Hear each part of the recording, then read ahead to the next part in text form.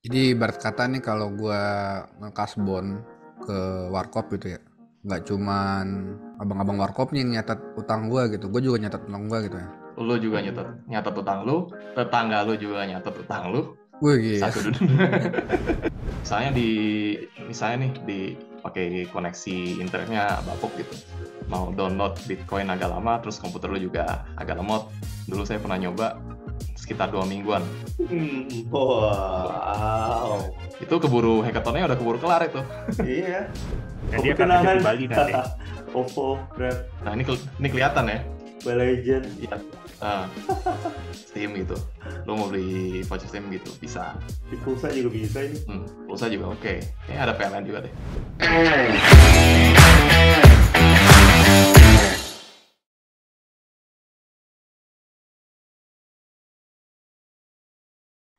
Oke, teman-teman, balik lagi dengan kita di Kode Pelitian Podcast bareng sama teman-teman dari komunitas Bitcoin Indonesia. Ditranslate ya ke bahasa Indonesia nggak apa-apa.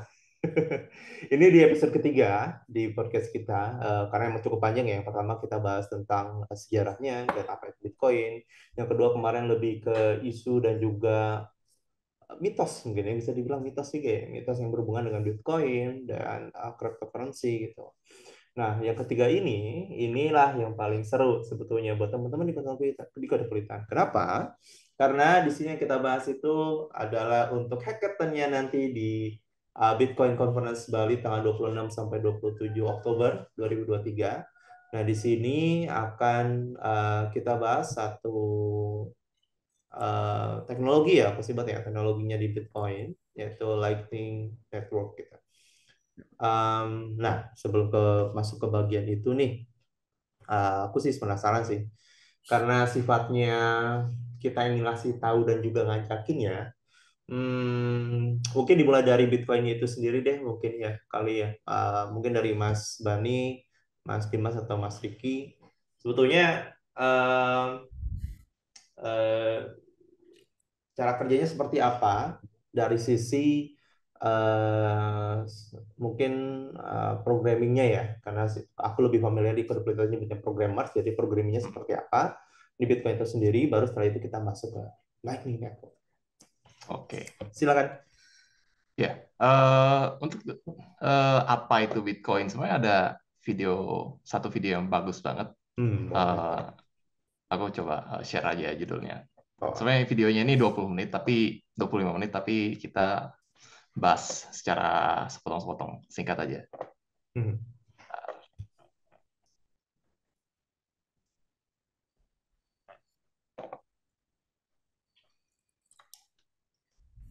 Iya, kelihatan nggak? Ya, Oke, jadi ini video ada One Brown. ah, sebenarnya YouTuber ini tuh paling sering tuh ngebahas tentang matematika. Hmm. Tapi karena Bitcoin juga dasarnya juga kriptografi yang pastinya ada implementasi matematikanya dong, Hmm. dan diimplementasikan ke duit, ya ini jadi menarik banget. Nah, gue nggak bakal playback semuanya di stream, tapi coba kita nonton sepotong-sepotong aja deh ya. Nah, jadi eh, kasusnya tuh ada misalnya lu mau ini nih, mau tuker-tukeran duit nih. Hmm. Jadi si si Alice mau bayar bayar ke Bob, Charlie bayar, lu mau bayar ke Alice gitu. Nah, itu kan kalau kita pakai sistem perbankan tradisional, semuanya Hmm. itu dicatat di bank ya, gitu. Hmm. Yes.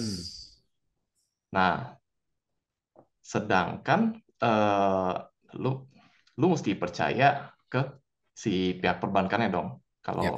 supaya mereka nyatetnya itu benar, gitu. Nah, satu hal yang mau disinggung tuh pertama adalah apa itu digital signature atau tanda tangan digital gitu ya. Pertama, misalnya nih si Charlie mau Charlie mau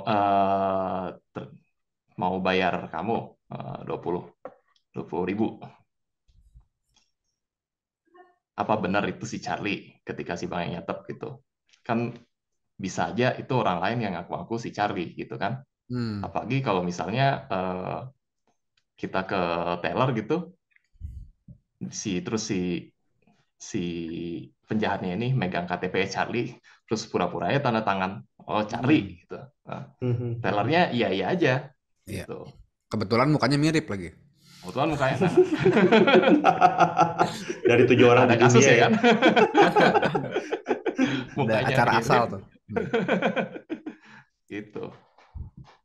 Nah, dari sinilah kita bisa melihat adanya kebutuhan tentang digital signature. Apa itu digital signature? Ya gampangnya gitu sih. Lu punya, oke, lu punya dua kunci. Satu itu kunci rahasia yang lu pegang sendiri. Satunya lagi public key atau kunci yang sifatnya public, yang sifatnya terbuka. Jadi semua orang itu tahu, bukan semua orang sih, tapi si penerima itu tahu public key kamu itu apa. Fungsinya public key ini adalah nantinya buat verifikasi kalau oh bener nih si misalnya si Alice yang bikin transaksinya gitu. Nah, jadi cara bikin transaksi itu sederhananya, lu bikin transaksi ditambahin sama kuncinya apa, jadilah tanda tangannya, signature-nya gitu. Si penerima memverifikasinya, lu punya pesannya apa, lu dapat signature-nya apa, sama kamu tahu public key-nya apa, jadi bisa ketahuan itu benar atau enggak gitu ya. Oh, ini kayak fungsi ya, Kayak fungsi, matematika. kayak function ya. Fungsi matematika, fungsi programming juga ada sih Hmm. di hmm, kalau untuk di Bitcoin dia itu pakai SHA-256, jadi library-nya banyak kok, pasti ada. Oke. Nah, isi signature ini tuh dia itu sangat bergantung sama si pesannya sama si kuncinya kan ya. Jadi kalau misalnya gue buka ini nih, misalnya gue kelihatan nggak? Kelihatan, kelihatan. Kelihatan. Oke, gue mau transfer 50 Bitcoin ke Singgih itu misalnya. Gila. Kaya lagi. Ajar nih. Well. Ajar, Pak. Lumayan lunasin rumah. Yoi. Bukan lunasin lagi gitu. Rumah sekampung lu beli. Rumah Rumah sekampung. sekampung. Satu klaster lu beli gitu. Ini nih signature-nya gitu. Cuma misalnya kalau Ricky nih, Ricky juga pengen beli nih rumah sekampung dari gue. Pengen. Lu diganti nih ke Ricky. Nah, kan beda kan hasilnya? Beda. Gitu. Kalau misalnya Jadi tadi digantinya ke sungguh gimana? Siapa tahu jadi mirip-mirip. Jadi Singgih ya. Kan Singgih nih. Nah, kan Nah, dijadiin sungguh. Mirip nggak? Nah, Sunggih aja deh, Sunggih. Sunggih aja udah beda. Wah, udah beda Gitu. banget. Kalau space ngaruh nggak sih ke sing Nih, space-nya ditambahin 1. Ah. Jadi Gila, pokoknya beda banget. satu pesan itu, ketika ada satu karakter yang berubah, itu semuanya langsung berubah. Wow. Gitu prinsipnya.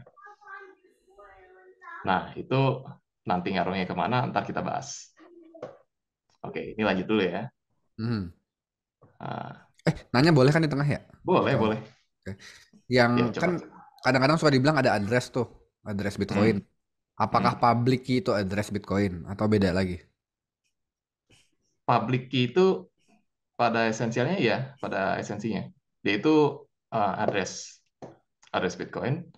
Jadi ketika lu punya Bitcoin, lu mesti punya secret key atau private key yang bisa menandatangani pesan di Bitcoin itu supaya Bitcoin itu bisa keluar, bisa pindah tangan ke address lain gitu. Kayak password kan? Itu passwordnya Iya, si public ini username-nya gitu. Bener nggak sih analogi? ah, benar, Oke, oke. gitu. Coba kita ngebahas dari sisi desentralisasinya nih ya. Jadi kan Hmm. semua kan transaksi itu bakal masuk ke ledger atau ke catatan. Nah, cuma kalau banknya tutup gimana? Atau kalau misalnya website banknya dihack dan datanya dicuri gimana? Atau nggak usah dihack deh. Misalnya ada kesalahan database yang bikin, misalnya engineer-nya itu salah deploy, terus database-nya kehapus semua. Duitnya nguap tuh, duit nasabahnya. Itu gimana? Gitu. Jadinya ada sistem redundansi yang membuat pokoknya ini si pembukuannya ini itu dipegang aja sama semua partisipan yang berinteraksi di dalam sistem keuangan ini gitu. Akhirnya ya jadilah semuanya ntar pegang ini, semuanya ntar pegang kopinya gitu. Jadi ibarat kata nih kalau gua ngekas bond ke warkop gitu ya, nggak cuman abang-abang warkopnya yang nyatat utang gua gitu, gua juga nyatat utang gua gitu ya. Nah, lu juga nyatet Hmm. nyatet utang lu, tetangga lu juga nyatet utang lu, Wih gila. satu dunia. Tapi mereka punya akses untuk utang itu, untuk melihat data utang itu nggak sih bedanya? Kan kalau bank bisa tuh. Mereka punya, selama mereka Private punya, key-nya. enggak, mereka kan punya bukunya tuh. Heeh. Mm-mm. Jadi sistem blockchain ini kita loncat lagi ke blockchain, tapi Hmm. dia itu kebuka buat semua gitu. Jadi misalnya gue buka satu website. Oh, cuma bedanya orang itu nggak akan tahu ini catatannya siapa kan? Misalnya Betul, tahu itu itu aja. Ricky, tahu itu gua gitu, tapi taunya code aja gitu. Ini punyanya code ini gitu. Alamat Betul. atau addressnya itu kan. Ah, I see. Eh, itu lebih itu kan itu lebih tepatnya di blockchain yang Nanang, yang basisnya itu account based system. Nah, Hmm. Bitcoin itu apa? Jadi dia itu cuma nyatet berapa BTC pindah dari mana ke mana Kemana? Kredit debitnya gitu. ya. Nah, pada praktisnya sih gitu. Hmm. Gitu. Yang ditampilkan sekarang ini itu Hmm? public address, si Ini nomor public rekening address. itu. Hmm. Hmm, hampir benar. Cuma Oh, bukan nomor rekening sih. beda. Hmm. Beda. Ini lebih tepatnya apa ya? Kalau gua analogiin tuh posisi si Bitcoin itu ada di mana? Karena pada faktanya ketika lu punya Bitcoin, Hmm. lu bisa punya banyak nomor rekening. I see. Hmm. Karena dia tidak menempel ke satu identitas ya. Yang Dia nggak terikat ke satu identitas gitu. Dia nggak gitu. kayak satu NIK Sama cuma dong. satu address. Enggak ya? Di bank kan kita bisa banyak rekening juga di bank yang sama. Hmm. Sistemnya dia kayak virtual account gitu. Jadi Iya. ya lu punya kalau di bank tuh lu punya satu rekening. Cuma ketika ada kebutuhan buat nerima dari satu orang, lu bisa membuat virtual account yang dipakai khusus untuk terima dari orang tertentu gitu. Oke. Nah, Jadi dia bisa ngirim uang ke kita tanpa dia tahu public address beneran kita. Kita sembunyiin gitu ya. Lewat alamat. address-nya itu lu tahu. Hmm. Uh, public address-nya itu lu tahu dan lu bisa kasih tahu ke orang-orang. Hmm. Hmm. Gue kasih contoh yang lainnya mungkin kali ya. Hmm. Taruh. Oke, ini wallet gue. Mhm. eh ini tes buat ngetes sih. Jadi ada Ini bukan beberapa. bukan beneran ya, bukan Bitcoin Hah? beneran. Oh enggak, ini Bitcoin beneran. Bukan beneran. Oke. Eh, Hmm. nah, Bukan pakai ya Sats, bener kan Sats. Pakai sats. Jadi pada dasarnya lu punya satu kunci. Nah, kunci itu dipakai buat membuat kunci-kunci yang lain gitu. Oh. Jadi ada sistem yang namanya apa itu? Hierarchical deterministic. Jadi lu punya satu master key itu bisa dipakai buat membuat ratusan private key lain. Nah, jadi dari private key itu lu buat satu public key, public key, public key, dan tiap public key itu lu bakal pakai cuma sekali I see, I untuk see. privacy gitu. Jadi Iya, makanya iya, kalau iya. di address ini gue punya banyak private key, Hmm. public key yang dulunya yang udah pernah yang udah pernah kepake gitu. Hmm. Dan ada ratusan yang belum pernah kepake gitu. Hmm. Paham, paham, paham. Sparrow Wallet, Sparrow-nya. ya ini Sparrow Wallet. Oh ya, aku my favorite.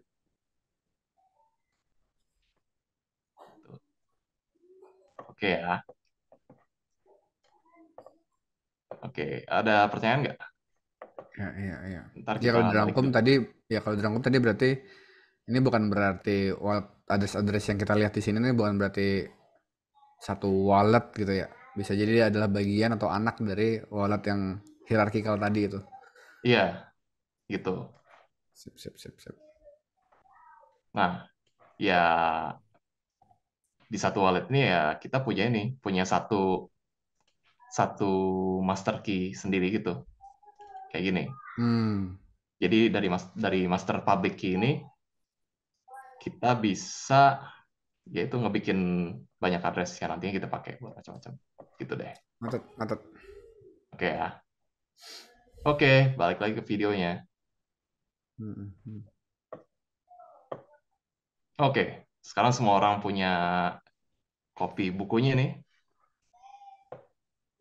Tapi lu mesti atur siapa aja yang bisa masukin transaksi ke dalam si buku ini gitu. Dan berapa dan dan karena bukunya itu karena bakal ada banyak orang yang pakai bukunya ini, Mhm. lu juga harus punya aturan berapa cepet sih si buku ini diupdate gitu.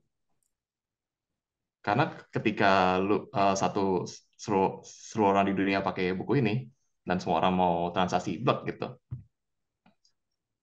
kebayang kan bakal selambat apa si informasi ini diupdate ketika ada satu transaksi terus lu mesti bagiin ke orang yang lain, terus ada transaksi Yap, masuk yap. gitu. Hmm. Itu pasti recordnya bakal bergiga-giga atau Mhm. terabyte gitu. Hmm. Address tadi itu kalau kita punya address itu kita harus hafalin nggak sih? Nggak harus. Nggak harus ya. Kan tinggal lu kopas aja. Lu punya aplikasinya, lu kirim gitu. Oke, oke. Hmm. Kita bisa nggak sih punya address satu yang memang dia tuh menandakan itu punya kita gitu. Misalnya, lo kalau mau ngasih Satoshi ke gua, kesini aja gitu. Nggak, bukan hash ya tadi SH atau hash. Tapi Iya, kayak misalnya Ricky Imut namanya itu nanti. iya, iya. Bisa, Gitu bisa, kan. bisa. Jadi satu address yang tadi gua kasih lihat tuh bisa dipakai berkali-kali gitu. Oh, itu pertanyaannya kayaknya tuh Ban. Bisa Dikasih nama kata-kata lain yang nggak sih? kata-kata yang ramah manusia gitu loh. Tadi kan kayak misalnya Rizky Imut gitu addressnya. Nanti bisa nggak? Bisa, tapi ada tapinya. Karena dia Hmm. itu pada dasarnya kita balik lagi ke ini ke private key ya. Mhm. Karena pada dasarnya dia itu suatu hash dari private key. Jadi buat menghasilkan yang depannya itu satu Ricky Imut Hmm, hmm. atau dua Singgi Ganteng gitu, lu mesti cari-cari input apa yang bisa menghasilkan depannya kayak gitu. Walah. Iya, iya, iya. Itu Iya, iya, tekniknya iya. namanya vanity address. Iya, iya, iya, iya. gitu. Lama dong. Ya lumayan, bisa sehari, Dan bisa sehari. itu juga teksnya juga itu kan, hexa kan. A, B, sampai F Iya, doang. iya Angka. ini teksnya hexa sih. Cuma kalau di Bitcoin nanti ada encodingnya lagi. Jadi Oh, setelah di hash SH256 masuk lagi RIP YMD 160 baru di encoding base 58 baru bisa kebaca tuh baru bisa alfabetnya. kebaca. Depannya 20 karakter. Oke, Itu oke, oke. nggak bakal gue bahas lebih terlalu dalam di sini. Oke, oke, oke. Jadi ada potensinya sebetulnya bisa ya. Bisa gitu. Nah, oke balik lagi ke sini. Oke, tadi kita ngebahas supaya si ledgernya ini nggak bisa diupdate secara serampangan gitu ya. Kalau lu mau masukin transaksi ke buku besar ini, Mm-mm. sebenarnya lu eh, lu bisa submit transaksi kapan aja. Cuma gimana caranya supaya si transaksi itu aman? Artinya, misalnya nih, lu transfer ke Alice, gitu ya. Habis itu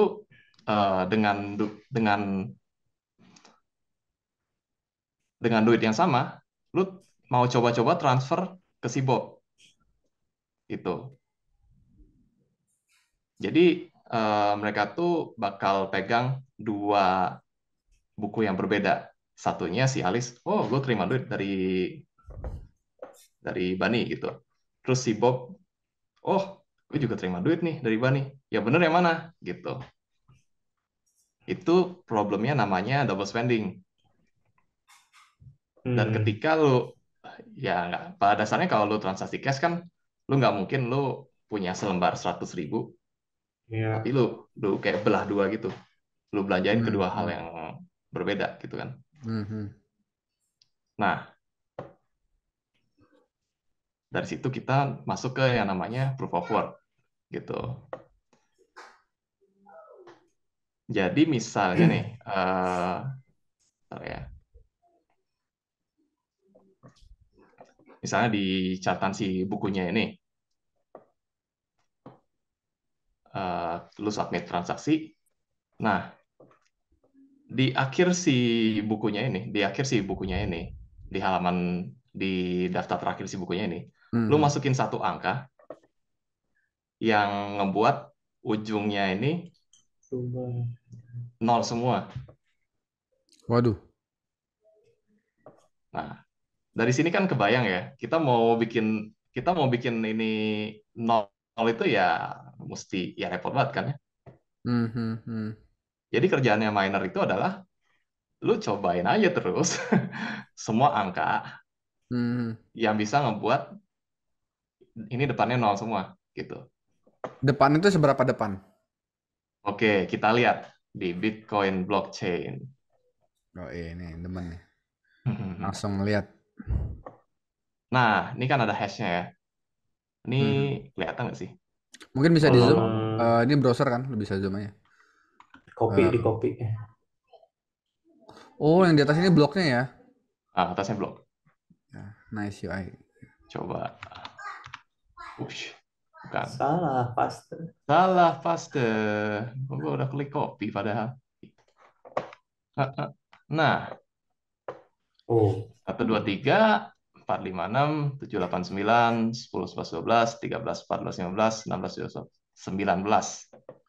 Dan ini tuh Oke. heksadesimal. Berarti 19 Oke. dikali 4. Nah, segitu deh. Oke, oke, 19 kali oke. 4, 20, 70, 76. Hmm. Jadi si miner itu kerja keras buat nyari angka yang bikin, ya kalau sekarang ya, yang bikin 76 nol binary di depannya itu nol semua. I see. Gitu. itu tuh untuk dapat apa tadi? Itu cuma buat dapetin si ini ya, itu cuma buat dapetin semacam tanda tangan digital untuk daftar transaksi di sini yang gue tunjukin gitu. Nah, gunanya apa? Gunanya apa dia capek-capek kayak gitu? Misalnya nih, mana sih? Ya. Mungkin biar kebayang juga penonton capeknya itu eh mirip sama analogi yang Singgi bilang tadi. Kan kita kan pengen bikin apa yang di depannya itu jadi Rizky Imut kan. Mhm. Mm-mm. Dan sebelumnya tapi udah ada pesan tuh yang Bani transfer 50 Bitcoin ke Singgih gitu. Nah, karena tapi kan itu bisa nambah teks kan di bawahnya. Bisa nambah teks gitu tadi kan. Betul, Nah, betul. sekarang berarti tambah teks sedemikian sehingga apa namanya? Yang di depan itu jadi Rizky Imut gitu kan. Nah, Ah, itu macem-macem tuh yang ditambah teksnya tuh. Dicoba ini, nggak Rizky Imut. Coba lagi ini, nggak Rizky Imut gitu. Coba lagi ini, nggak Rizky Imut gitu. Terus, terus, terus, sampai akhirnya jebret. Di depan itu jadi Rizky Imut. Akhirnya dapet gitu. Nah, ini nih, nambah, nambah, gue nyoba. nambah yang di bawahnya ini nih. Supaya jadi Rizky Ah, Imut di depannya gitu kan. nggak bakal, nggak bakal. Kalau lu ngetik manual nggak bakal bisa. Nggak Kalau bisa. lu pakai komputer pun, ya itu komputer yang kerja. Itulah jadinya Ya, ya ya, itu bukti bahwa komputer yang kerja atau ya, ya, kita ya, sebutnya sih proof of work. ya, ya. Nah, kalau yang di Bitcoin benerannya, tentu bukan Rizky Imut. Yang dikejar adalah nol. Bikin depannya jadi nol. Berarti ntar makin makin banyak panjangnya harus dibikin nolnya makin susah dong. Makin sedikit yang kayak sekarang nih, gue cuman pengen yang di depan jadi angka 6. Nah, ini udah nih kan. Oh, gue pengen yang di Hmm. depan jadi angka 7. Ya berarti gampang dong. Ya, Ntar masih gue gampang. pengen makin makin panjang yang harus dijadiin nol makin makin makin susah nyarinya gitu ya kali ya. Hmm, gitu. Oke, oke, menarik menarik. Tadi lu bilang ini jadi stempel. Maksudnya stempel tuh apa? Nah, maksudnya stempel tuh ya mirip-mirip kalau analoginya tuh di kertas, di surat itu ya, surat fisik gitu ya. Oh, iya iya iya iya. Ya kan? Kalau lu bikin statement, lu kasih tanda tangan, lu kasih stempel, jepret gitu. Oh, iya iya iya iya. Cuma ya namanya surat fisik kan tanda tangan lu di mana-mana juga sama, stempel yang lu Hmm. pakai juga Hmm. sama Hmm. Hmm. gitu. Bedanya kalau di sini lu pakai digital signature, si yang namanya signature atau tanda tangan itu bakal Hmm. berubah sesuai dengan isi suratnya Hmm. gitu. Hmm. Oke. Iya, iya. Oke, kita kita balik ke permasalahan apa sih yang mau dicoba diselesaikan dengan si mining ini, yaitu tadi double spending. Misalnya si Alice mau bayar Bob atau mau bayar lu gitu. Jadi si Alice kasih Alice kasih blok yang isi transaksinya dia.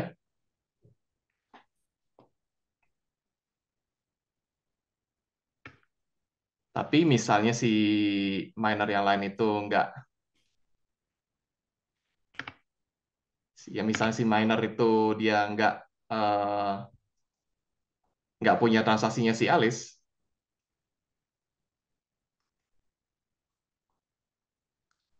si Bob itu nggak bakal ngelihat transaksinya si Alice gitu. Cuma cuma kalau si Alice ini mau ngotot masukin transaksi eh, fraudulentnya ini supaya transaksinya itu bisa dilihat sama si Bob, dia mesti balapan sama miner yang lain gitu. Jadi ini semacam dia kita bikin semacam kompetisi gimana mereka itu di dalam sistem ini ada semacam kompetisi gimana eh, s- sekumpulan miner itu eh, bisa membuat apa ya bisa membuat transaksi-transaksi invalid yang invalid itu nggak kelihatan oleh pengguna jaringan Bitcoin ini gitu. Oh, mau nanya dong, Coba ada. Hmm, eh, boleh bagi boleh. transaksi yang yang nggak diakui itu kemana dia larinya ya? Akhirnya resolve-nya Dia seperti apa gitu. Hilang dia atau kalau gimana? Ditiup angin kah? Jadi debu bertebangan gitu gitu. Hmm. Puitis sekali nih Bapak. dia kemungkinan dia entah dia bakal ngantri di satu bakal ngantri di antrian transaksi yang bakal diproses miner, Mhm. atau kalau si kalau si Alice ini mencoba spending Bitcoin yang sudah di-spend, transaksi itu bakal ditolak ini dari jaringan gitu. Nah, ditolak tuh maksudnya gimana? Maksudnya dia batal atau cancel atau Dia bakal batal, denied gitu gimana? Hah? bakal denied. Nggak bisa melakukan transaksi tersebut gitu. Tapi kan Iya, sudah di kalau broadcast. nah yang terima broadcasting kan dia bakal terima transaksi dari miner yang lain kan. Jadi dia pertama ngecek dulu, dia bakal si Alice ini mau spending Bitcoin yang udah di spending atau belum gitu. Kalau misalnya dia udah di spending di blok lain, di blok-blok sebelumnya, blok yang dia submit itu nggak bakal uh, atau transaksi yang dia submit itu nggak bakal diterima gitu. Oke.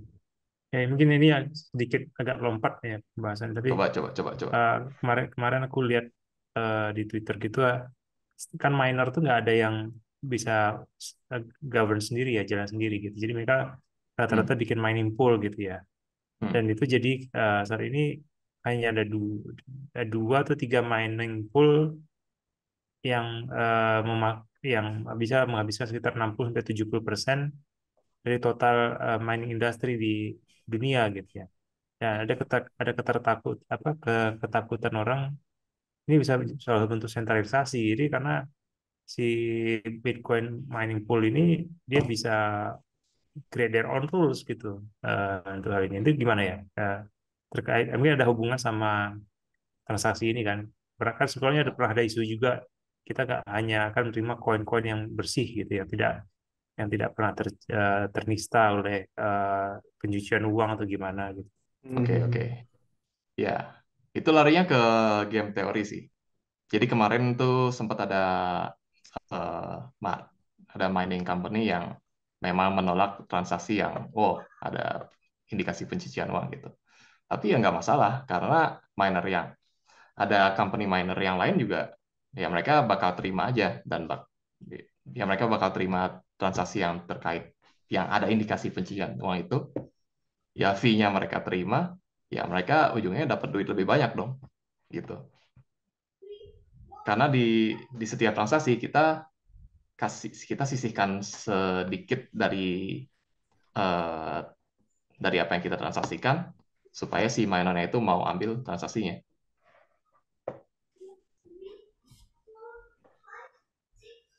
Oh gitu ya. Jadi tapi kan sekarang eh, kayaknya yang ada mungkin aku sebut nama aja kali ya, Foundry gitu ya. Foundry kan salah satu yang Saya makan Foundry.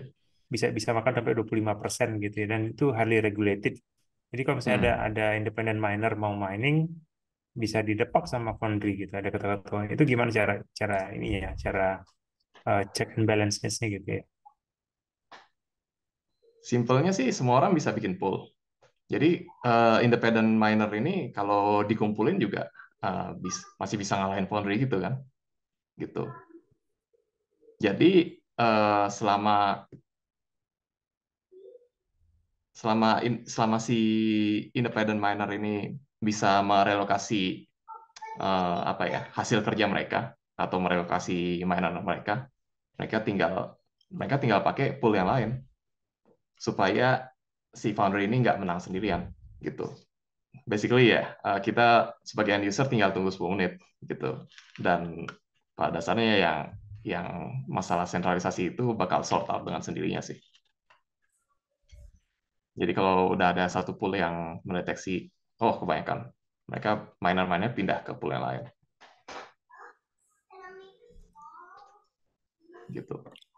Sip, thank you. Lanjut lagi, Ya, back to oke. Jadi ya masalah si double spending itu. Jadi misalnya kalau lu terima, lu terima Bitcoin di blok ini, terus lu mau spending atau lu tunggu dulu beberapa Hmm. waktu sampai dia ditumpuk sama blok-blok yang lain, Iya, iya, iya, iya, iya. Menarik, baru menarik. tuh aman. Hmm. Gitu. Makanya ketika lu deposit nih ke suatu exchange gitu, lu deposit koin apa? Biasanya tuh tergantung koinnya, waktu tunggunya itu. Jadi walaupun di atas kertas itu koin Bitcoin rata-rata eh, 10 menit udah confirm kan ya. Tapi itu kan Hmm. on paper. Pada dasarnya, pada praktiknya sih keamanannya itu ya lu mesti tunggu 2 atau 3 blok baru baru diakuin sama exchange. Oke, aman. Silakan lu apain gitu. Hmm. Gitu. Dan ini untuk koin yang lain juga ada waktu itu, waktu tunggu yang bervariasi. Gitu. Misal kita ke Coinbase,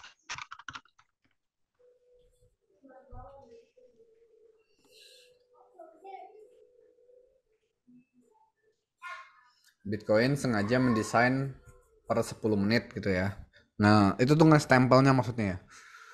nge-stempel setiap halaman si itunya. Hmm. Hmm. Ini tidak peduli sebanyak apapun transaksi nanti, sebanyak apapun usernya nanti, tetap 10 menit ya per transaksi yang disarankan itu. Iya, nah kayak gini nih misalnya. Hmm. Jadi kalau kita, ini exchange US sih, tapi ya kita ambil mereka sebagai contoh aja. Bitcoin, kalau udah lewat dari 2 blok, oke, kita akuin dia aman. Ethereum, 14 blok. Nah, untuk koin-koin yang kecil yang lainnya, karena dia energi yang dipakai untuk mengamankan transaksi itu nggak sebanyak Bitcoin, jadi walaupun on paper dia block time-nya lebih cepat, dia perlu konfirmasi yang jauh lebih Hmm. banyak gitu. Hmm. Iya, iya, iya. Oke, jadi gitu soal Bitcoin, blockchain, dan mining. Dan Thank you, ya, thank you. satu lagi. Kalau lu lihat, jadi apa sih si blockchain ini? Jadi di dalam datanya itu adalah ada hash dari blok sebelumnya itu masuk ke sini.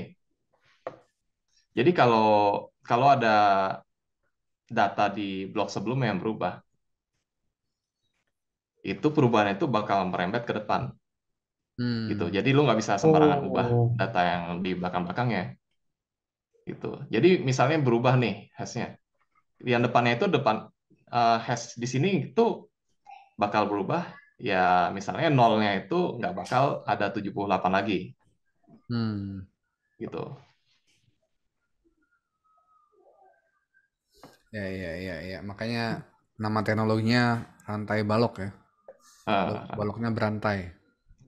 iya, gue oke. penasaran di ini sih, tapi lebih pandangan ini ya, yang gue pahami dari penjelasan tadi. Kalau misalnya proof of work itu dari semua orang yang memang eh dia punya buku-buku tadi, Hmm.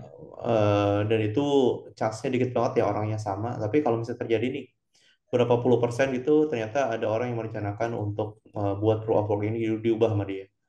Gitu. Itu possible nggak sih?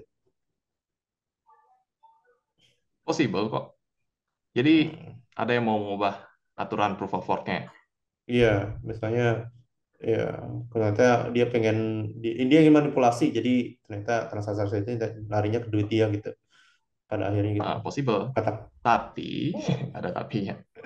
Hmm. Tapi Mbak mau nggak sisanya nerima transaksi kamu gitu. Jadi Oh, jadi Jadi bukan misalnya masalah dominan atau enggaknya ya? Kalau semuanya bukan sama masalah ya? dominan atau enggaknya, tapi masalah kan semuanya kan orang-orang yang berpartisipasi di Bitcoin ini pegang node kan, pegang Mhm. pegang buku besar yang tadi kan.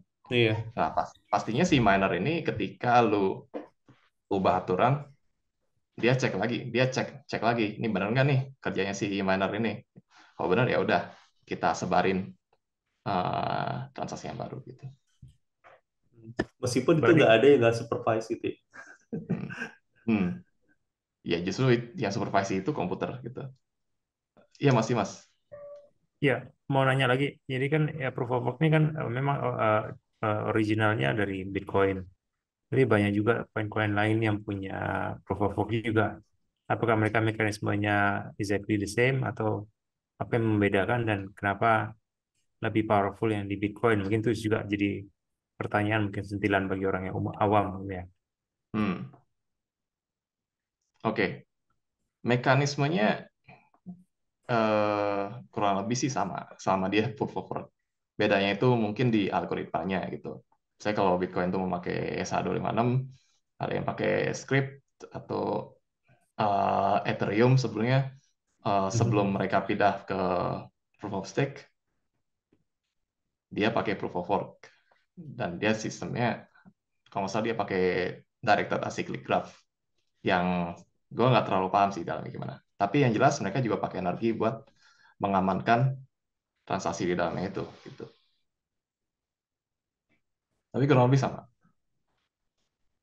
Oke, tapi yang apa sih yang membuatnya lebih powerful kenapa Bitcoin yang lebih powerful dibandingin koin-koin yang memakai sistem proof of work juga? Itu kenapa? Dari Simpelnya segi sih karena arsitektur ya. Dari segi arsitektur bukan karena bukan dari network atau value atau gimana. yang jelas networknya itu paling gede. Gitu aja. Yang terima bit. Yang jelas karena satu Bitcoin itu ya yang pertama time to market gitu kan. Yang pertama ada. Jadi orang tuh udah development software dan hardware untuk pengerjaan proof of work ini dan dia udah head start sekian tahun sebelum ada yang namanya Litecoin atau setelah itu ada lagi yang namanya Ethereum gitu. Jadi networknya lebih Oke. established gitu. Tapi dari segi arsitektur more or less the same lah. More or less the same sih gitu. Mhm. Jadi ada proof of stake juga ya berarti. Proof of work, proof of stake. Ada sih, cuma nggak bakal dibahas di sini juga. Oke. Tapi tujuannya ada sama ya untuk membuktikan aja kan. Dua Gitu. cara itu. Hmm, of stake. Oke. Kalau teman-teman ada Makan penasaran proof of stake ya, makan steak ya. langsung makan steak ya, bukan steak. Jadi lapar. Steak. Gimana yang benar dong pronunciation-nya? Steak. Ini steaknya British atau steaknya Australia atau Oh steaknya beda ya. US? Beda-beda nih.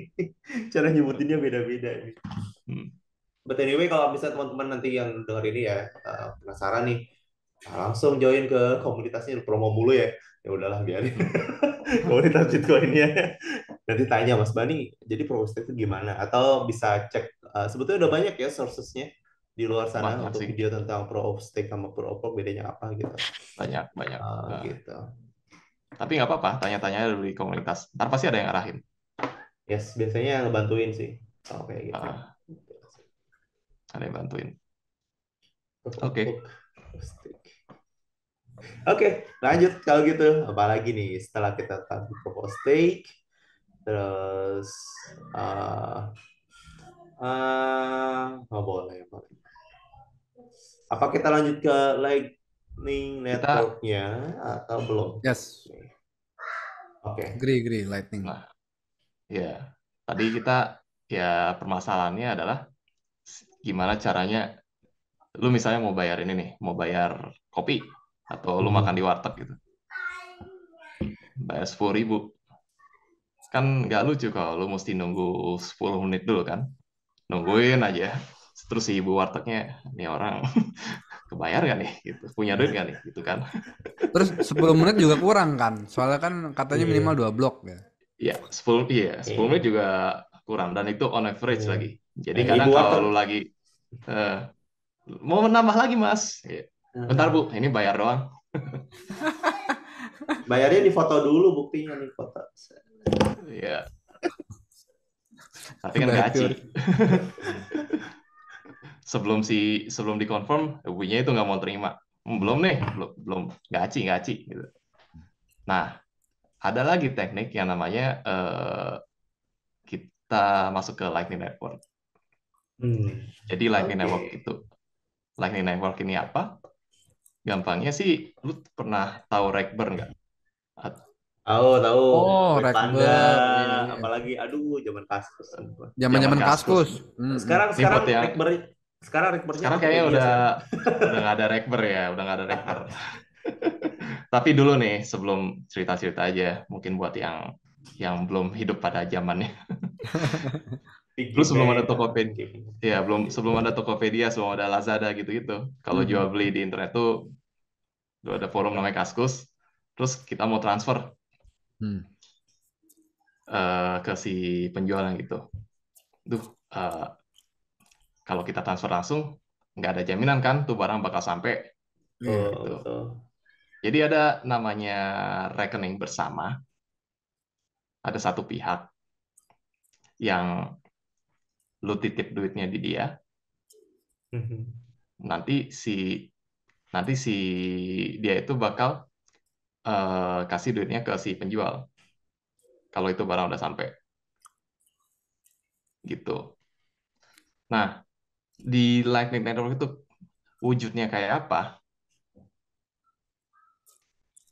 Dia kalau di Bitcoin ada kita bisa bikin semacam akun, semacam rekening bersama. Artinya akun ini bakal dipegang 2 orang gitu. Jadi kalau duit tuh mau keluar dari akun itu, si 2 orang ini mesti ngasih signature-nya, mesti ngasih private key buat tanda tangan, nanti keluar tuh duit ke tempat lain gitu. Oke, itu satu ya. Tapi misalnya gue pakai perumpamaan, gue sama Ricky gitu, gue mau bikin semacam apa, semacam pembukuan khusus. Gue ada gue ada urusan sama Ricky. Misalnya gue suka jual beli game sama dia. Terus gue bikin satu rekening, rekening eh, yang isinya tuh kira-kira ya katakanlah 1 juta gitu. Gue bisa taruh duit aja duit di rekening itu, tapi si Ricky nggak perlu sebar-sebarin ke orang lain karena ini urusannya cuma berdua doang Hmm. gitu. Jadi karena kita nggak perlu sebar-sebarin ke orang lain, kita kan nggak perlu kasih tahu kalau konteksnya di Bitcoin kita nggak perlu kasih tahu ke miner gitu kan. Kita nggak Hmm. perlu kita nggak perlu tunggu 10 menit sebelum gua ada transaksi jual beli sama sedikit gitu. Pada intinya gitu. Oke, sampai saat ini ada pertanyaan dulu nggak? Ada yang mau tanya? Gue kasih satu analogi lagi boleh nggak? Boleh, Yang boleh, gue boleh. suka sih. Cobain. Cobain. Jadi ibaratnya kita mahasiswa, tapi kemudian kita suka makan di warteg, Hmm. terus kita eh, bokek nih gitu. Tiap Hmm. bulan kita dapat kiriman kan, kiriman uang. Jadi kita datang ke warteg ini, kita bilang, Bu, sini saya deposit dulu sekitar 200.000 gitu ya. Nanti kalau saya makan, tolong dicatat ya gitu. Nah, itu sudah kan dibikin. Ya, makan, catat, deposit 200.000, makan, catat. Tapi ketika Hmm. udah minggu ketiga, uang kita udah habis, terus kemudian apa namanya kita eh, harus nambah lagi gitu ya, masih catat tapi jatuhnya jadi kasbon gitu kan. Hmm. Nanti ketika kita dapat kiriman kiriman lagi, kita settle tuh barangnya. Settlement di akhir bulan itu ibaratnya dibawa ke on chain gitu, di on chain baru disettle nih. Ini ternyata ya dia udah makan 10 kali 220 kali, kemudian dia deposit 200.000 settle, oke selesai clear gitu. Tapi kalau misalnya belum, dia harus nambahin lagi nanti gitu, nambahin depositnya lagi ke dalam situ gitu. Itu aku suka analogi itu sih untuk Lightning kayak gitu. Jadi Betul, betul. ya kasbon lah istilahnya ya, kita catat pada akhir bulan kita settle gitu. Settlenya itu yang dicatatkan ke pembukuan besar di ledger yang di blockchain itu gitu. Tapi selama proses pencatatan di kasbon itu cuman between two party aja gitu. Ya, betul banget. Jadi pas lu kasbon kan lu nggak perlu ngomong-ngomong ke orang lain gitu. Jadi itu cuma urusan lu berdua doang antara lu sebagai pelanggan dan warungnya gitu sebagai penerima gitu. Oke, ini gampangnya sih kalau kalau gue kasih lihat, ntar gue share screen dulu ya.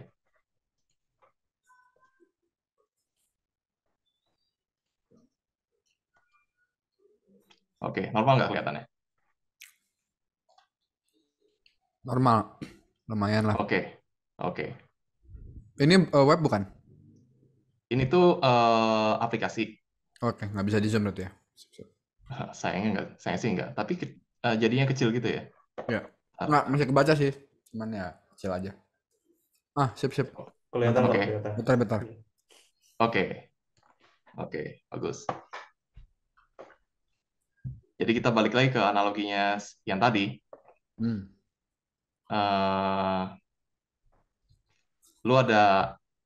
Lu mesti punya suatu software yang ngeliatin, yang mantengin kasbon lu itu sama si warung. Kalau di Lightning itu ada beberapa software yang memberikan fungsi kayak gitu. Ada 3 sih yang utama.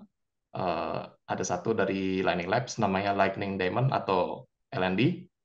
Dari Blockstream namanya Core Lightning, dan dari Async, dia perusahaan asal Prancis, dia ngerilis software yang namanya Eclair. Tapi tiga-tiganya itu kita ibaratnya kayak web browser aja sih. Dia tuh pakai protokol yang sama, cuma softwarenya aja beda. Tapi itu kalau lu mau pakai kalau di web browser lu mau pakai Firefox, Chrome, atau Google, Microsoft Edge juga sama aja kan, masih bisa kebaca gitu.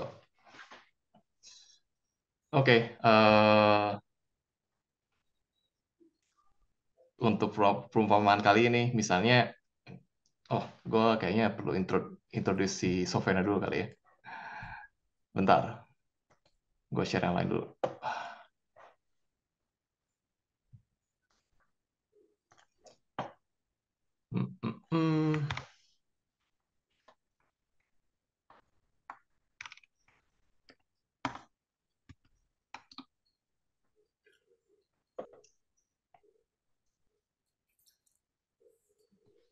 Jadi ada software namanya Lightning Polar. Dia itu bakal, kalau kalian mau bikin suatu produk yang menggunakan Lightning gitu, misalnya kalian mau skip bikin node dan terus bikin Lightning node-nya, kan node itu ada 2. Satu, kalian perlu bikin Bitcoin node-nya, habis itu tunggu sinkronisasi Bitcoin node-nya buat download semua bloknya, habis itu dia verifikasi, habis itu kalian juga perlu Lightning node-nya gitu. Cuma kalau kita mau yang turbo aja gimana nih? Turbo. Ya, kami suka turbo. Ada namanya Lightning Polar. Jadi di sini dia nggak pakai, yang jelas dia nggak pakai koin beneran ya. Dia cuma pakai network bohongan gitu. Tapi kurang lebih sih aksesnya sama. Kalau misalnya kalian dengan deploy yang beneran gitu. Oke, kita balik lagi aja dulu ke si software yang tadi, Lightning Polar. Buat ya. sorry Pak. Udah dipanggil anak. Mungkin sebelum gue cabut, komen sedikit buat teman-teman yang nonton. Di hackathon nanti itu boleh kita submit yang itu ya, Dimas ya, yang masih prototype gitu-gitu. Jadi pakai apa tadi? Yang aplikasinya yang Mas Bani Polar. tunjukin tadi? Polar. Ah, Ini Polar. Nah, pakai Polar, jalan di lokal masih oke ya, mm-mm. Mas. Mas. Oke, Hmm. gue pamit dulu ya. Maaf.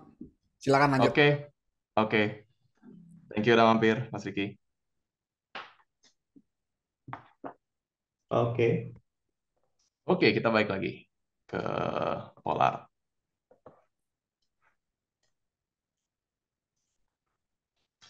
Di sini lu bisa bisa bikin beberapa skenario yang bisa membantu buat lu belajar apa itu line network dan segala macam lah.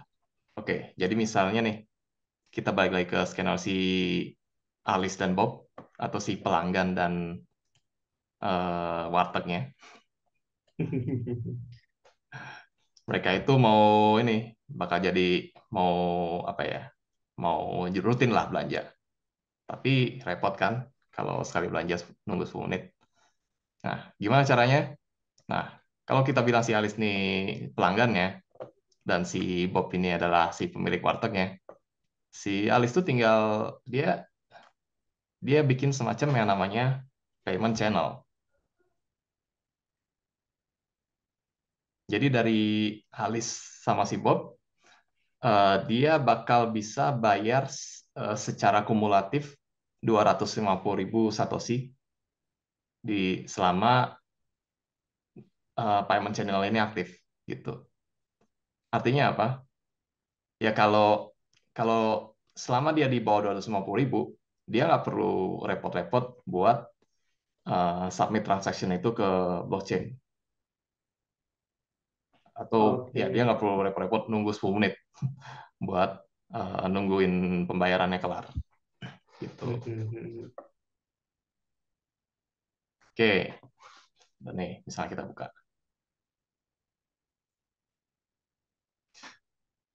Nah, oke, misalnya si Alice kelar makan, si Bob eh, mau nagih si Alice. Bayar berapa? 10.000 Satoshi. Caranya gimana?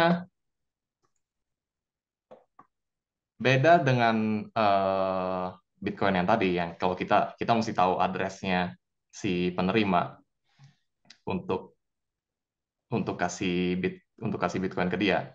Kalau di Lightning itu kita punya yang namanya invoicing system gitu. Jadi kita bikin bond,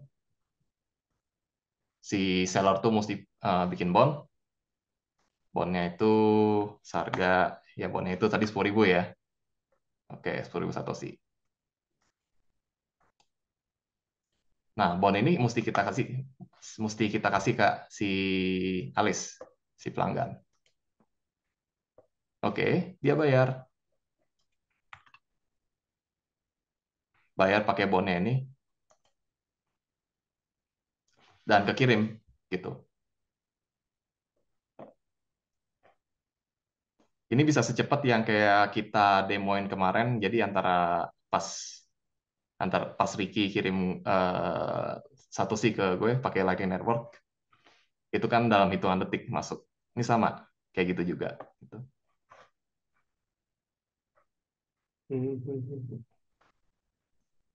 Oke, dari sini ada pertanyaan dulu nggak? Jadi Hmm. secara Nah, kerjanya tuh gue penasaran sih, maksudnya kalau kalau misalnya kasbon kan, artinya hmm. kan tadi siapanya Bob sama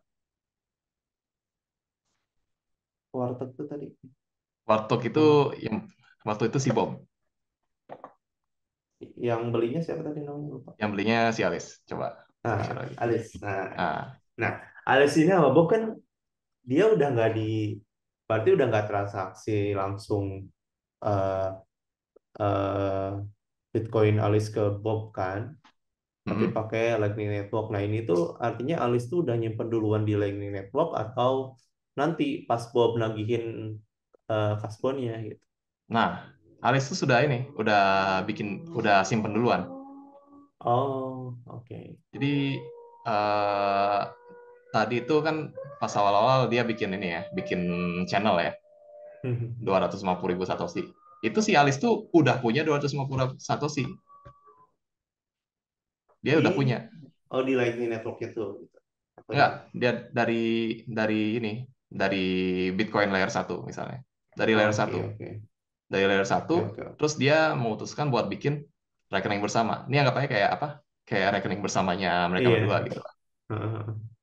Tapi ibaratnya meterannya itu bisa pindah-pindah antara mereka berdua. Nanti lama-lama kalau kalau si Bob ini, ya kalau si Alice makin sering makan di Bob, atau ketika makan banyak gitu ya, kita misalnya dia belanja, dia party-party 100.000, Heeh. Heeh. si Alice bayar. Nah, kelihatan nggak beda warnanya? Iya, Jadi, hijau dan biru sekarang. ya, nah jadi ini semacam menandakan dia likuiditas si channel pembayarannya itu.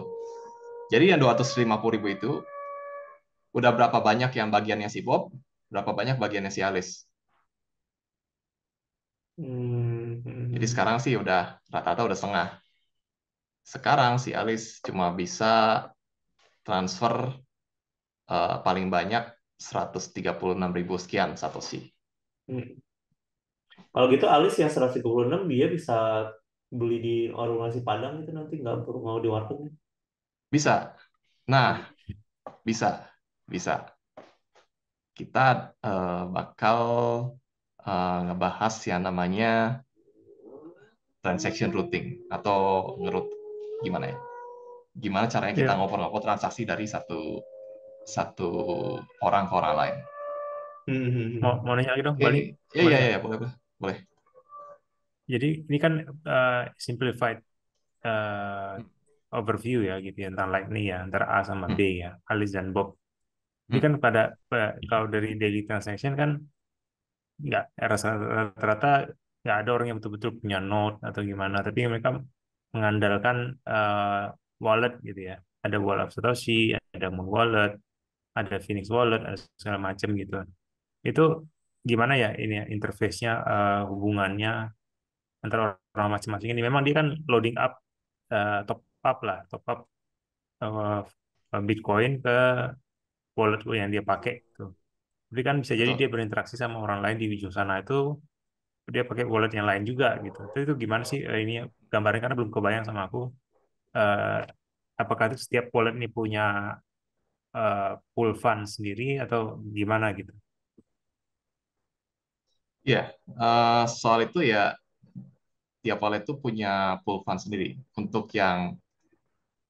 yang third party wallet ya. Misalnya kayak wallet of Satoshi gitu. Kalau yang Dia kan non custodial gimana? Yang tidak custodial ya, seperti ya, Phoenix gitu, seperti apa? ya itu berlaku juga untuk yang non custodial. Jadi kalau kamu pakai Phoenix, wallet Phoenix itu, kalau kalau pas pertama kamu buka, ya pasti kamu harus deposit Bitcoin dulu untuk supaya Bitcoin itu bisa dibelanjakan di dalam Lightning Network. Ibaratnya kayak kamu bikin satu payment channel antara wallet di HP sama node-nya milik Phoenix untuk Phoenix Wallet. Kalau untuk Wallet of Satoshi, kamu nggak usah mikirin itu karena udah terparty. Oh gitu. Jadi sebenarnya pas kita top up ke wallet Phoenix misalnya gitu, itu kita Hmm, open channel antara kita dan Phoenix gitu. Jadi dan ketika nanti pembayaran, si Phoenix itu yang membayarkan ke wallet satu lagi, tapi at the end di at the end dia akan deduct eh, jumlah payment yang kita punya gitu ya dia. Jadi kayak ya, aku ya, sama dia terus nanti dia bayarin dulu, nanti habis itu dia diambil dari aku gitu ya. Jadi dia note-nya di apa, titik temunya tuh di full funds-nya Phoenix itu gitu. iya betul. Karena oke kamu kan punya dana kan di channel itu. Tapi Phoenix itu juga mesti punya dana buat menyalurkan dari node-nya dia ke node si penerima gitu. Nah, ya coba kita masuk ke payment forwarding dulu ya. Oleh Ini, ini agak lebih rumit karena Karena kita ya itu kita mau nyobain gimana sih, misalnya kita mau belanja eh, di warung nasi Padang yang bukan warteg yang tadi lagi gitu. Oke, ntar gue start. Tapi ini udah gue setup sih sebelumnya. Jadi jadi katakanlah si Erin ini adalah yang not penyedia tadi tempat tempat lo itu mau bayar ke orang lain. Jadi misalnya katakan si Erin ini node-nya si siapa tadi? Phoenix. Nah, di sisi lain lo mau bayar si Dave. Dave ini jualan apa tadi misalnya? Nasi Padang gitu. Nah, dari lu ke Dave ini, dia kan nggak terkoneksi langsung. Jadi dia punya ada beberapa sejenis perantara gitu. Dan sekarang kita lihat gimana caranya dari si Alice atau si pelanggan, dia mau beli sesuatu ke si Dave gitu. Jadi di Lightning network yang aslinya koneksi koneksi itu lu ketika mau berbelanja ke satu orang, lu nggak perlu repot-repot bikin channel ke Dev gitu. Lu nggak perlu repot-repot bikin channel ke toko tempat lu belanja. Selama ada orang yang berhubungan sama ini, sama ada orang-orang yang berhubungan sama toko tempat lu belanja, sama ada likuiditasnya, transaksi lo itu pasti bakal keterima sama pembayaran lo itu pasti bakal keterima sama si tokonya ini gitu. Jadi apa yang terjadi?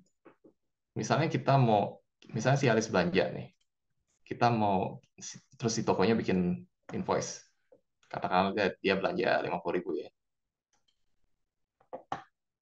lu copy, terus si Alis bayar invoice-nya ini.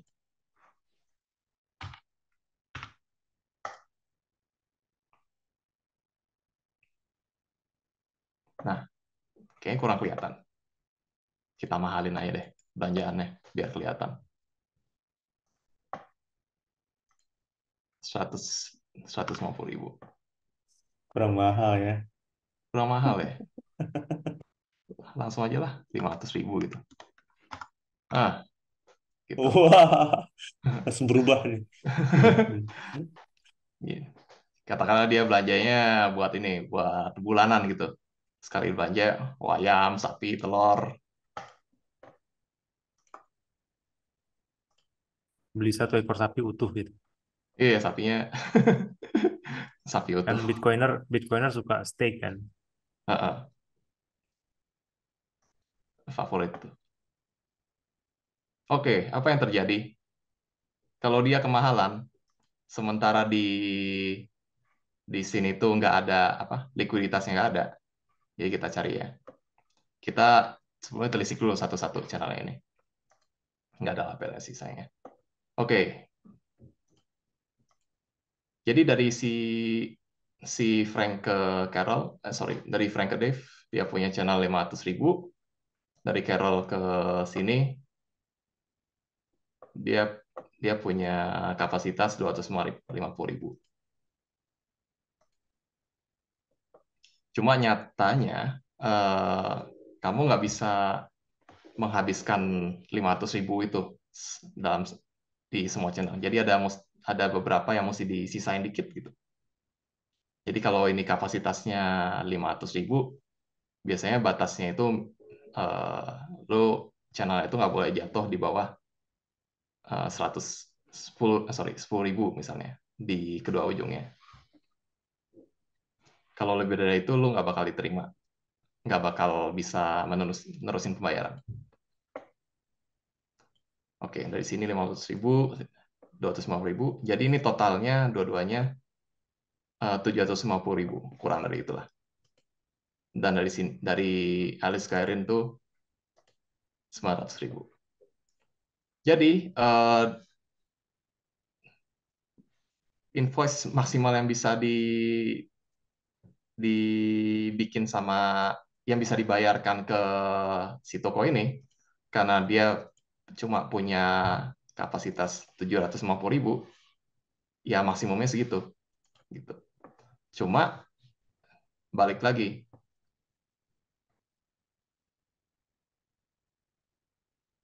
untuk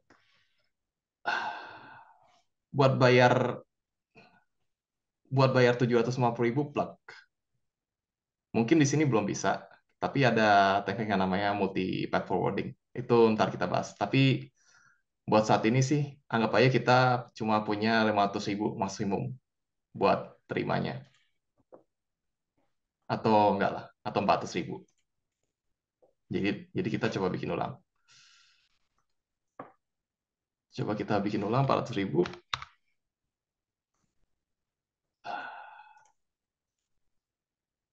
Terus kita bayar. Nah, kelihatan nggak bedanya?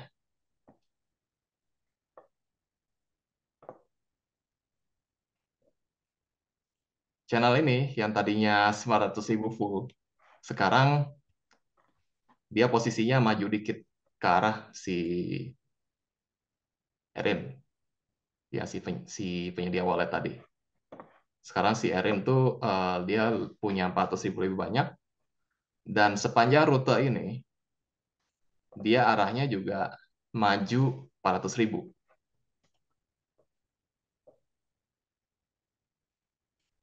Jadi yang tadinya itu full 500.000, sekarang eh, balance-nya itu pindah ke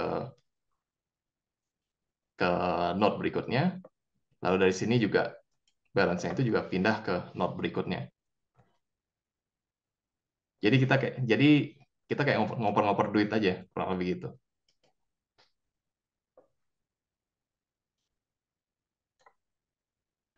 Gimana Mas Sigi? Hmm, hmm, hmm, hmm. Ini agak berat sih, tapi Agak berat ya. harus di Mungkin karena gue gak bisa nge apa ya biasanya kan untuk memahami suatu hal gue biasanya merelasikan dengan pengetahuan sebelumnya gitu ya. Nah ini tuh agak susah merelasikan, ini lebih cocok tentang apa ya gitu. Ah, lebih ke situ sih. But anyway, kalau dengan cara tadi bisa dilakukan, artinya dengan rigidnya si Bitcoin itu dia bisa diatasi dengan cara ini ya, dengan Lightning Network ini ya. Hmm, Hmm, dengan uang jajan-jajan receh gitu ya, misalnya kayak beli permen 1.000-an, terus beli apa bayar bayar kurir gitu kan. misalnya Beli gitu. beli obat nyamuk gitu kan, berhubungan tadi Big gue Bang Bang lagi gitu. beng gitu. tapi maksimum liquidity dari Lightning ini udah naik belum ya? Kemarin kalau nggak salah aku tuh nggak bisa handle 1 Bitcoin gitu. Sekarang udah bisa handle berapa Bitcoin ya? Berapa ratus juta Satoshi? Nah, itu ya tergantung si wallet yang kamu pakai juga. Tapi di sini tuh maksimum tuh kan per channelnya itu 16. 16, bentar. Gue cek dulu deh.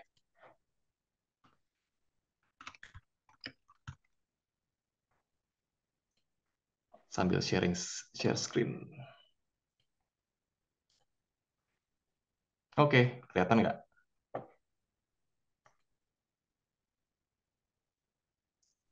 Jadi di Lightning itu sebelum adanya Jumbo Channel, tapi orang yang nyebutnya Wombo Channel, dia tuh maksimum cuma 16 juta Satoshi. Tapi sekarang dia ukurannya bisa lebih gede. Jadi tergantung tergantung ini aja, tergantung seberapa berani kamu naruh Bitcoin di dalam Lightning Channel. Karena dia kan selalu online kan ya. Beda dengan Bitcoin yang oke, kamu beli terus disimpan di dalam hardware wallet, ditinggal aman, tenang gitu. Oh. Tapi ya kita balik lagi ke Lightning. Di Lightning Lu nggak bisa kayak gitu. Bitcoin lu itu ditaruh dalam suatu sistem yang selalu online. Karena ya lu untuk bikin suatu node, yang pasti lu mesti menyediakan likuiditas dong buat ngoper-ngoper si Bitcoinnya itu ke orang yang mau dibayar gitu. Hmm. Nah, jadi perlu ada, jadi ya nggak semua orang naruh Bitcoinnya nggak semua orang naruh semua Bitcoinnya di sana. Ya, kalaupun ada yang naruh, ya dia pasti sesuaian juga. Kira-kira eh, berapa banyak nih yang mau gue taruh di Lightning Network supaya gue bisa belanja dengan tenang, tapi bisa bisa tidur juga, tidur dengan nyenyak juga.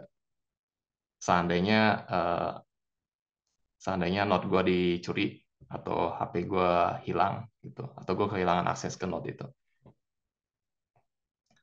Ada sih cara-cara untuk ngedapetin akses ke note yang rusak atau hilang, tapi itu tergantung sama aplikasi yang mau pakai gitu.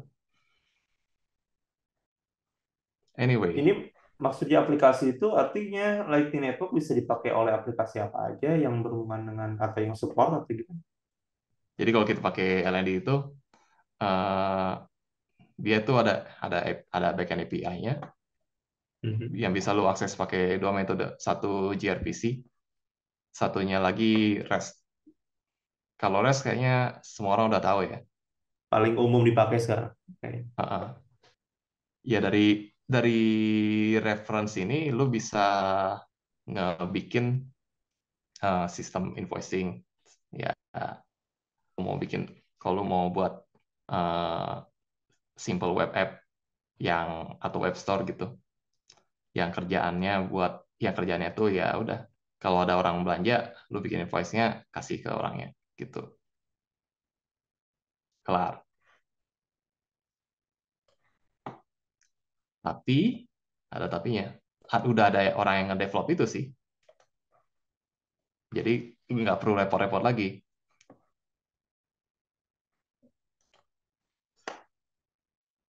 Kita cari aja ya. Ada package software namanya BTC Pay Server.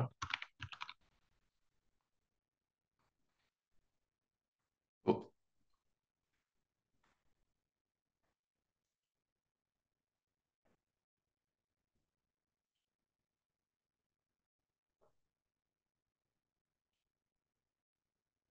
nah, ini. Misalnya lu punya web store, basisnya apa? WordPress gitu. Lu bisa, Mhm. kalau kalau kalau pasang plugin buat WordPress, lalu punya node-nya, lu punya node Bitcoin dan lu punya node Lightning, tinggal pasang aja ini gitu. Ya lu bisa invoicing si barang yang lu jual itu dari dari WordPress via software ini gitu. Oke, oke. Ini ada fee-nya nggak sih kalau kita pakai ini? Fee-nya, Nah, nggak ada. fee-nya nggak ada, gratis. Karena Ih. apa? Karena lu mesti punya node-nya gitu. Kan fee itu biasanya kita kasih kalau apa ya? Fee itu kan buat layanan tertentu kan ya. Tahu, tahu. Nah, ini kan benar-benar dari orang lain masuk ke eh, node pribadi lo gitu. Mhm. Nah, itu itu kalau lu punya node. Kalau lu nggak punya node, bikin aja.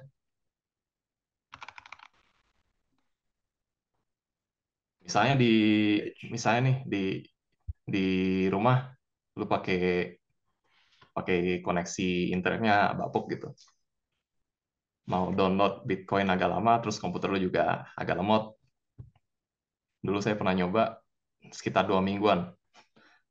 Ya. Wow. Nah, itu hackathonnya udah keburu kelar itu. Iya, kelar ini. Belum belum ngapa-ngapain udah nggak bisa ini.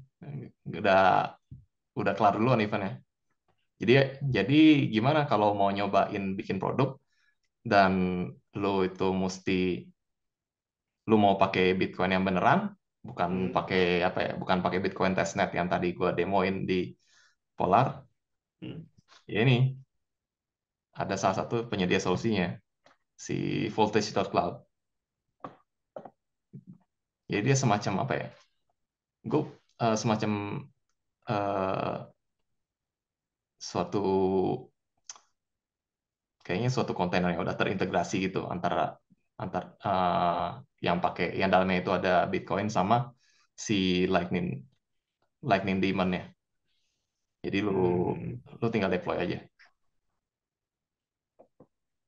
Hmm. Nah, berhubungan ini kan kalau misalnya kita mau create baru nih ya. Eh, Nah, kalau misalnya case study-nya nih, gue kebayang kalau misalnya yang dibutuhkan untuk memakai Lightning Network adalah yang punya interface-nya. Kita pakai existing service deh, katakan misalnya. Contohnya kayak apa sih? Kadang kita eh, pemerintah itu punya punya aplikasi sendiri ya, kayak My PLN, terus My IndiHome, atau misalnya yang swasta, contohnya kayak OVO, GoPay gitu. Kalau mereka mau, sebetulnya mereka bisa pakai nggak sih langsung ya? Bisa, bisa, bisa langsung pakai. Hmm. Jadi untuk mempercepat development ya lu bisa pakai yang di hosting dari orang lain gitu. Misalnya tadi Hmm. yang Voltage.cloud. Nah, Hmm. itu sementara lu bikin aplikasinya, ya lu juga bisa siapin backend-nya. Karena kalau kita lihat tadi Hmm. di mana itu, di Polar, Hmm. kan lu mesti punya backend Bitcoin juga. Oke. Artinya Jadi kalaupun si mau dibuat, buat software, sendiri bisa ya. betul. Jadi si Starting oke. si Lightning-nya ini yang terus memonitor si Bitcoin ini, dia terus monitor, ini ada node baru yang masuk nggak? Ada channel baru yang dibuat nggak gitu. Karena kalau Hmm. karena untuk pembuatan channel, dia bikin suatu transaksi yang dipublish di dalam blockchain Bitcoin. Itu pas di awalnya aja. Setelah dipublish, udah kalian kita bisa apa ya? Bisa hmm, tukar-tukaran Bitcoin secara high speed lah, tanpa harus nunggu 10 menit dari jaringan Iya. Bitcoin itu lagi gitu. Mm-mm. Karena ini kan untuk transaksi quantity besar, bukan dari quantity besar maksudnya frekuensinya kencang gitu. Ya, high frequency. Frekuensi. Hmm, Hmm. gitu. Beli tol, wah, e-tol. Oh. Hmm. Kalau di ini jadi penasaran. Selain Bitcoin kan ada Lightning. Kalau di koin lain ada nggak sih? Mungkin nyambungin tadi yang Mas Dimas ya, yang sejenis itu. Belum tahu sih Eh, saya. Gimana masih Mas? belum ada. Maksudnya gimana pertanyaannya? Kayak Lightning Networknya sejenis ini di koin lain ada nggak sih? Nggak ada sih. Waktu itu kan kalau sekilas balik ya 2017 itu ada namanya block size war. Jadi ketika itu Mhm. karena Lightning belum ditemukan. Kemudian Oke. ada ada perselisihan di antara para orang-orang gede di influential di Bitcoin. Mereka berpikir nih block size-nya harus dinaikin gitu ya. Yang tadinya Mhm. cuma bisa handle 7 transaksi per 10 menit jadi bisa ratusan gitu. Dan dulu itu udah sampai pada titik di mana makanya kan tadi aku sempat soal mining pool sampai pada titik di mana ada perusahaan gede gitu yang jadi mining pool tuh yang udah sepakat gitu udah kolusi gitu ya udah kolusi Mhm. untuk memperbesar apa namanya transaksi blok gitu lah. Jadi yang tadi berapa 5 megabyte jadi berapa gue lupa aku. Jadi gede. Tapi Hmm, karena itu kan ada makanya di Bitcoin tuh spesialnya karena dia ada check and balances dalam hal Mhm. memang ada user, ada juga miner including mining pool ya, dan ada juga yang node gitu. Node itu yang orang yang punya catatan sejarah Bitcoin dari awal sampai sampai detik ini gitu ya. Dan itu memang alasan kenapa dibikin block size-nya tuh kecil agar semua orang bisa running node di rumah gitu. Dan Hmm. ketika itu ketika semua miner semua mining pool itu udah sepakat untuk gedein, tapi semua node-nya pada nggak mau gitu, pada reject Iya, proposal nggak itu. kuat dong kegedean. Nggak mau dia, mesti nggak Iya. mau, ya kan itu proposal ya, jadi kan kok Bitcoin ada ngajuin proposal gitu, pada di reject. Jadi pada akhirnya yang udah bikin block size-nya jadi tambah gede, ya pecah. Makanya waktu itu ada split, itu tuh saat kritis sih, karena pertama dari Bitcoin jadi Bitcoin Cash gitu kan, Bitcoin Cash jadi Bitcoin Gold, Bitcoin Proof of Stake juga ada berapa gitu, ada berapa yang macam-macam lah gitu. Tapi along the time eh, yang semuanya mati kecuali Bitcoin yang ini nih, karena orang melihat dari segi network value ini yang paling aman gitu. Tapi untuk pengembangan yang mirip sama network, perkembangan dengan Lightning Network, kemiripannya apa ya? Rasanya sih similarities tapi tidak sama. Mungkin dari Ethereum kali ya, karena Ethereum juga ujung-ujungnya pakai second layer gitu. Orang dulu berpikirnya cukup dari first layer, dari on chain aja itu udah cukup gitu ya, dengan cara memperbesar apa namanya block size gitu ya. Itu ternyata nggak cukup gitu. Makanya orang mulai banyak tuh, ada Arbitrum, ada Eigenlayer, ada segala macam dan segala macam. Tapi semuanya itu kan tetap pada akhirnya kita harus punya foundation block yang kokoh, kayak bangun rumah lah. Kalau rumah kita, fondasi kita udah kuat, ya kita tinggal bangun on topnya aja lagi dikit. Jadi tapi kalau misalnya kita dari awal udah goyah fondasinya, kita bangun lagi, jadi lama-lama miripnya aku membayangnya kayak Jenga blocks ya, ya blok blok Jenga yang tumpuk-tumpuk terus kita ambil satu ambil satu, jadi ya House of Cards, jadi pada akhirnya nanti ya jatuh semuanya gitu gitu. Itu sudah ada beberapa project yang blow up kayak gitu sih, yang terlalu cepat membangun tanpa memperhatikan fondasi awal. Nah, jadi Bitcoin memang sengaja di develop secara on chain, lambat tapi secure gitu. Ini kan perkembangan terbarunya Bitcoin kan baru cycle yang lalu nih, 2 tahun yang lalu ya, ada 1,5 tahun yang lalu ada Taproot namanya. Jadi bisa memakai inscription gitu di dalamnya dan lebih efisien. Makanya udah muncul namanya ordinal yang kemarin NFT gitu ya. Itu perkembangan itu baru diintroduce-nya tuh 3 atau 4 tahun yang lalu gitu. Jadi baru di approve setahun atau setahun setengah yang lalu. Jadi betul-betul lambat.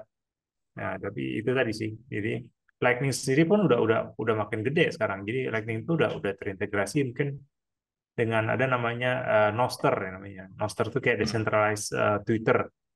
Jadi bisa bisa di-on-top sama aja. Dan aku juga baru dengar lagi namanya sekarang dengan Lightning itu katanya ada masa privasi, tapi malah sekarang bisa bisa ada privacy solution yang baru. Nggak, aku kurang kurang paham sih itu tuh. Ya mungkin Mas Bani, sorry aku agak melenceng. Tapi jauh nggak Gak tadi apa-apa. pertanyaan yang mengenai ada yang mirip sama sama Lightning? Aku rasa belum ada ya. Tapi yang kemiripan itu mungkin orang udah realize dan menyadari bahwa second layer, third layer itu penting gitu. Oke. Iya, iya, iya. Betul itu. Soal kemiripan, mungkin bukan kemiripan ya, tapi sama persis. Ada Litecoin. Jadi dulu itu pas Segwit, sebelum pas blockchain size war, Litecoin itu jadi semacam testnetnya Bitcoin gitu. Jadi mereka pertama nyobainnya Segwit di sana dulu, dan memang ada di sana juga ada Lightning Network. Cuma nggak jauh berkembang ekonominya dibandingkan sama Bitcoin, malah relatif kecil banget gitu. Eh, dan untuk koin-koin yang lain, kalau untuk Ethereum sejenisnya itu, mereka approach layer 2-nya agak beda sama kita. Yang setahu saya sih, mereka bikin suatu chain baru. Nanti di chain yang baru ini, di blockchain yang baru ini, eh, data-datanya itu di roll up ke chain-nya utama, atau data-datanya itu dirangkum atau di hash gitu, bahasa simpelnya. Dirangkum ke chain Ethereum yang utama gitu. Sedangkan kalau di Bitcoin kan kita nggak perlu bikin chain baru, karena itu benar-benar murni peer-to-peer. Dan segala macam transaksinya itu, resolve-nya itu, atau ya, resolve-nya itu ke blockchain Bitcoin. Jadi cuma ada satu blockchain di dalam aplikasi Lightning, dan segala macam, segala value yang ditransaksikan di Lightning itu memang ada Bitcoin-nya, karena untuk membuka channel itu kamu perlu perlu Bitcoin awal gitu. I see, I see. Hmm. Thank you, Mas.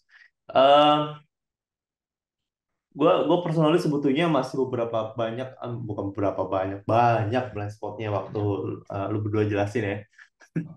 Jadi, entah ini kemana nih? Nggak Nah, apa.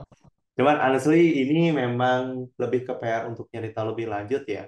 Mungkin boleh saya kasih tahu nggak Mas, referensi lainnya untuk bacaan atau apa gitu yang bisa di-share? Mungkin nanti aku bisa sampaikan di deskripsinya untuk dipelajari gitu lebih ke konteks Bitcoin-nya sama Lightning Network. Oke. Eh, dari kalau dari saya dulu kali ya. Ini sebenarnya tergantung kamu mau develop apa sih Oke. Ini untuk berhubungan di sama Lightning. kita coba relate sama ininya deh. Relate sama Oke. conference Bitcoin yang nanti ada hackathon kan. Nah, mungkin ini juga bisa jadi pertimbangan. Apa si Ah, Lightning Bitcoin ini utilize-nya nanti hackathon bisa diapain lagi nih buat teman-teman gitu. Bisa dibayangin dulu, mungkin bisa ada anchoring-nya kemana nih kalau misalnya kita pakai. Nah, gue bisa potensinya kemana aja nih sebetulnya gitu. Itu bisa membuat mudah apa ya, mempermudah teman-teman nanti yang nyimak di sini pun. Oh, mungkin ke sini bisa sih, tapi gue ada diferensiasinya di sini misalnya. Gitu mungkin ya. Kita coba bantu anchoring juga sih. oke. Apa ya? Mungkin step pertamanya kayaknya perlu dicoba dulu sih Lightning itu kayak apa. Jadi Oke. memang memang perlu coba jual dan beli sesuatu pakai Lightning Network gitu. Jadi kebayang untuk pemakaiannya itu. Karena kan Bitcoin itu adalah ya sesuatu yang bisa kita belanjakan dan bisa kita simpan kan. Case utamanya itu. Tinggal larinya kemana. Kalau kalau mau cobain experience-nya, coba aja mungkin coba ke bitrefill.com. Itu situs luar. Jadi lu bisa belanjain Gimana Bitcoinmu. ngetiknya? Bit travel, Aku coba kasih ini ya, kasih situsnya. bit travel, Bitrefill. bit Sih. travel. Oh ya, Beer Refill ini lucu loh karena kita bisa sampai beli voucher Indomaret dan Alfamart di situ. Wow, Leo, luas banget. Luas banget sih sampai Ah, bisa. Tapi bentar. Coba dia ngambil ganti ambil negara dulu. marginnya agak gede sih memang. 5% tuh Bener. sampai 10%.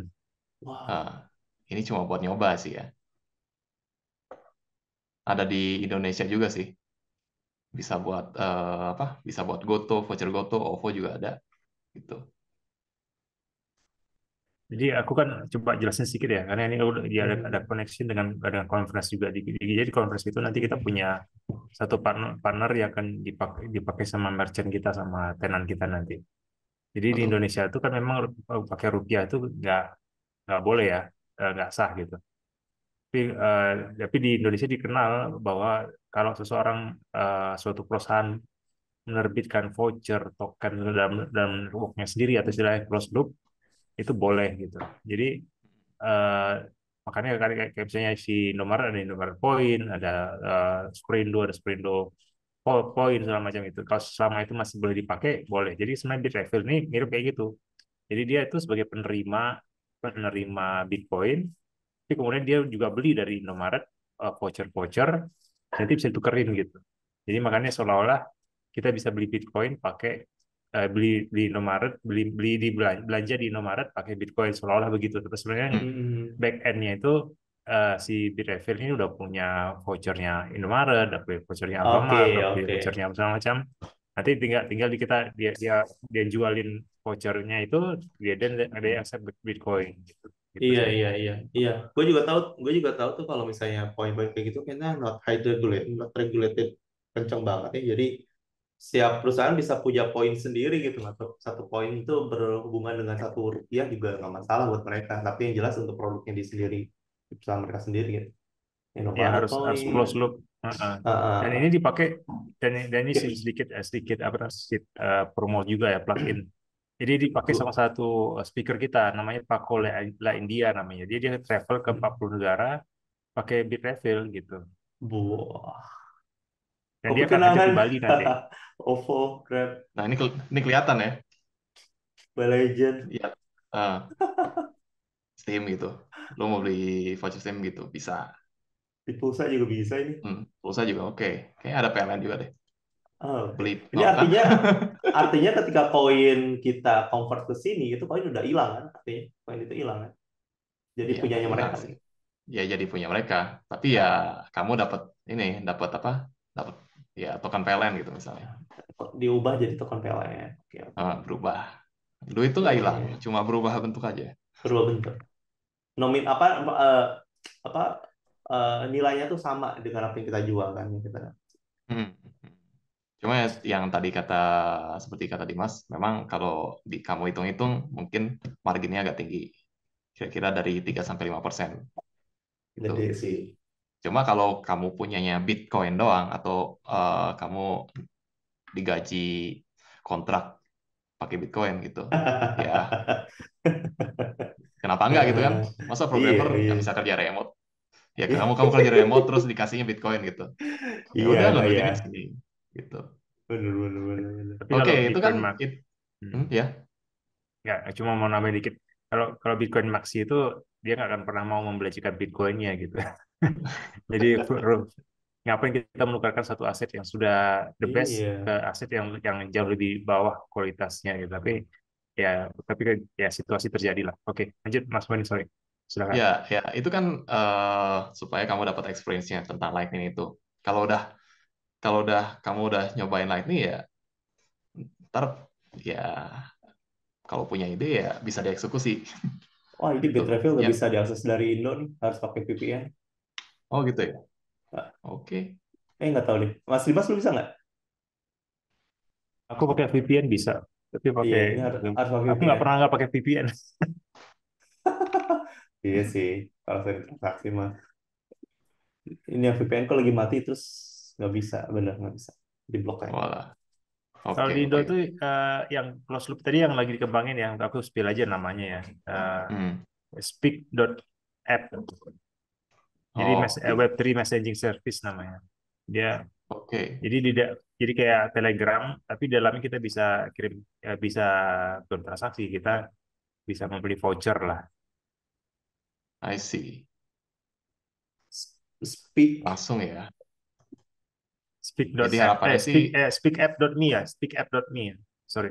ya, jadi harapannya sih bisa lebih murah ya daripada Bitrefill karena Bitrefill ini kan basisnya di luar negeri. Konversinya pasti lebih mahal kan. Muter-muter Ya, duitnya. dia dia ya ya betul. Jadi dia Cakep kalau kita nih. tapi udah baru punya Android sih. Ini cakep ini. Ini macam kayak. Oh iya. Hmm. Ini di Android dulu. Cakep sih ini. Data.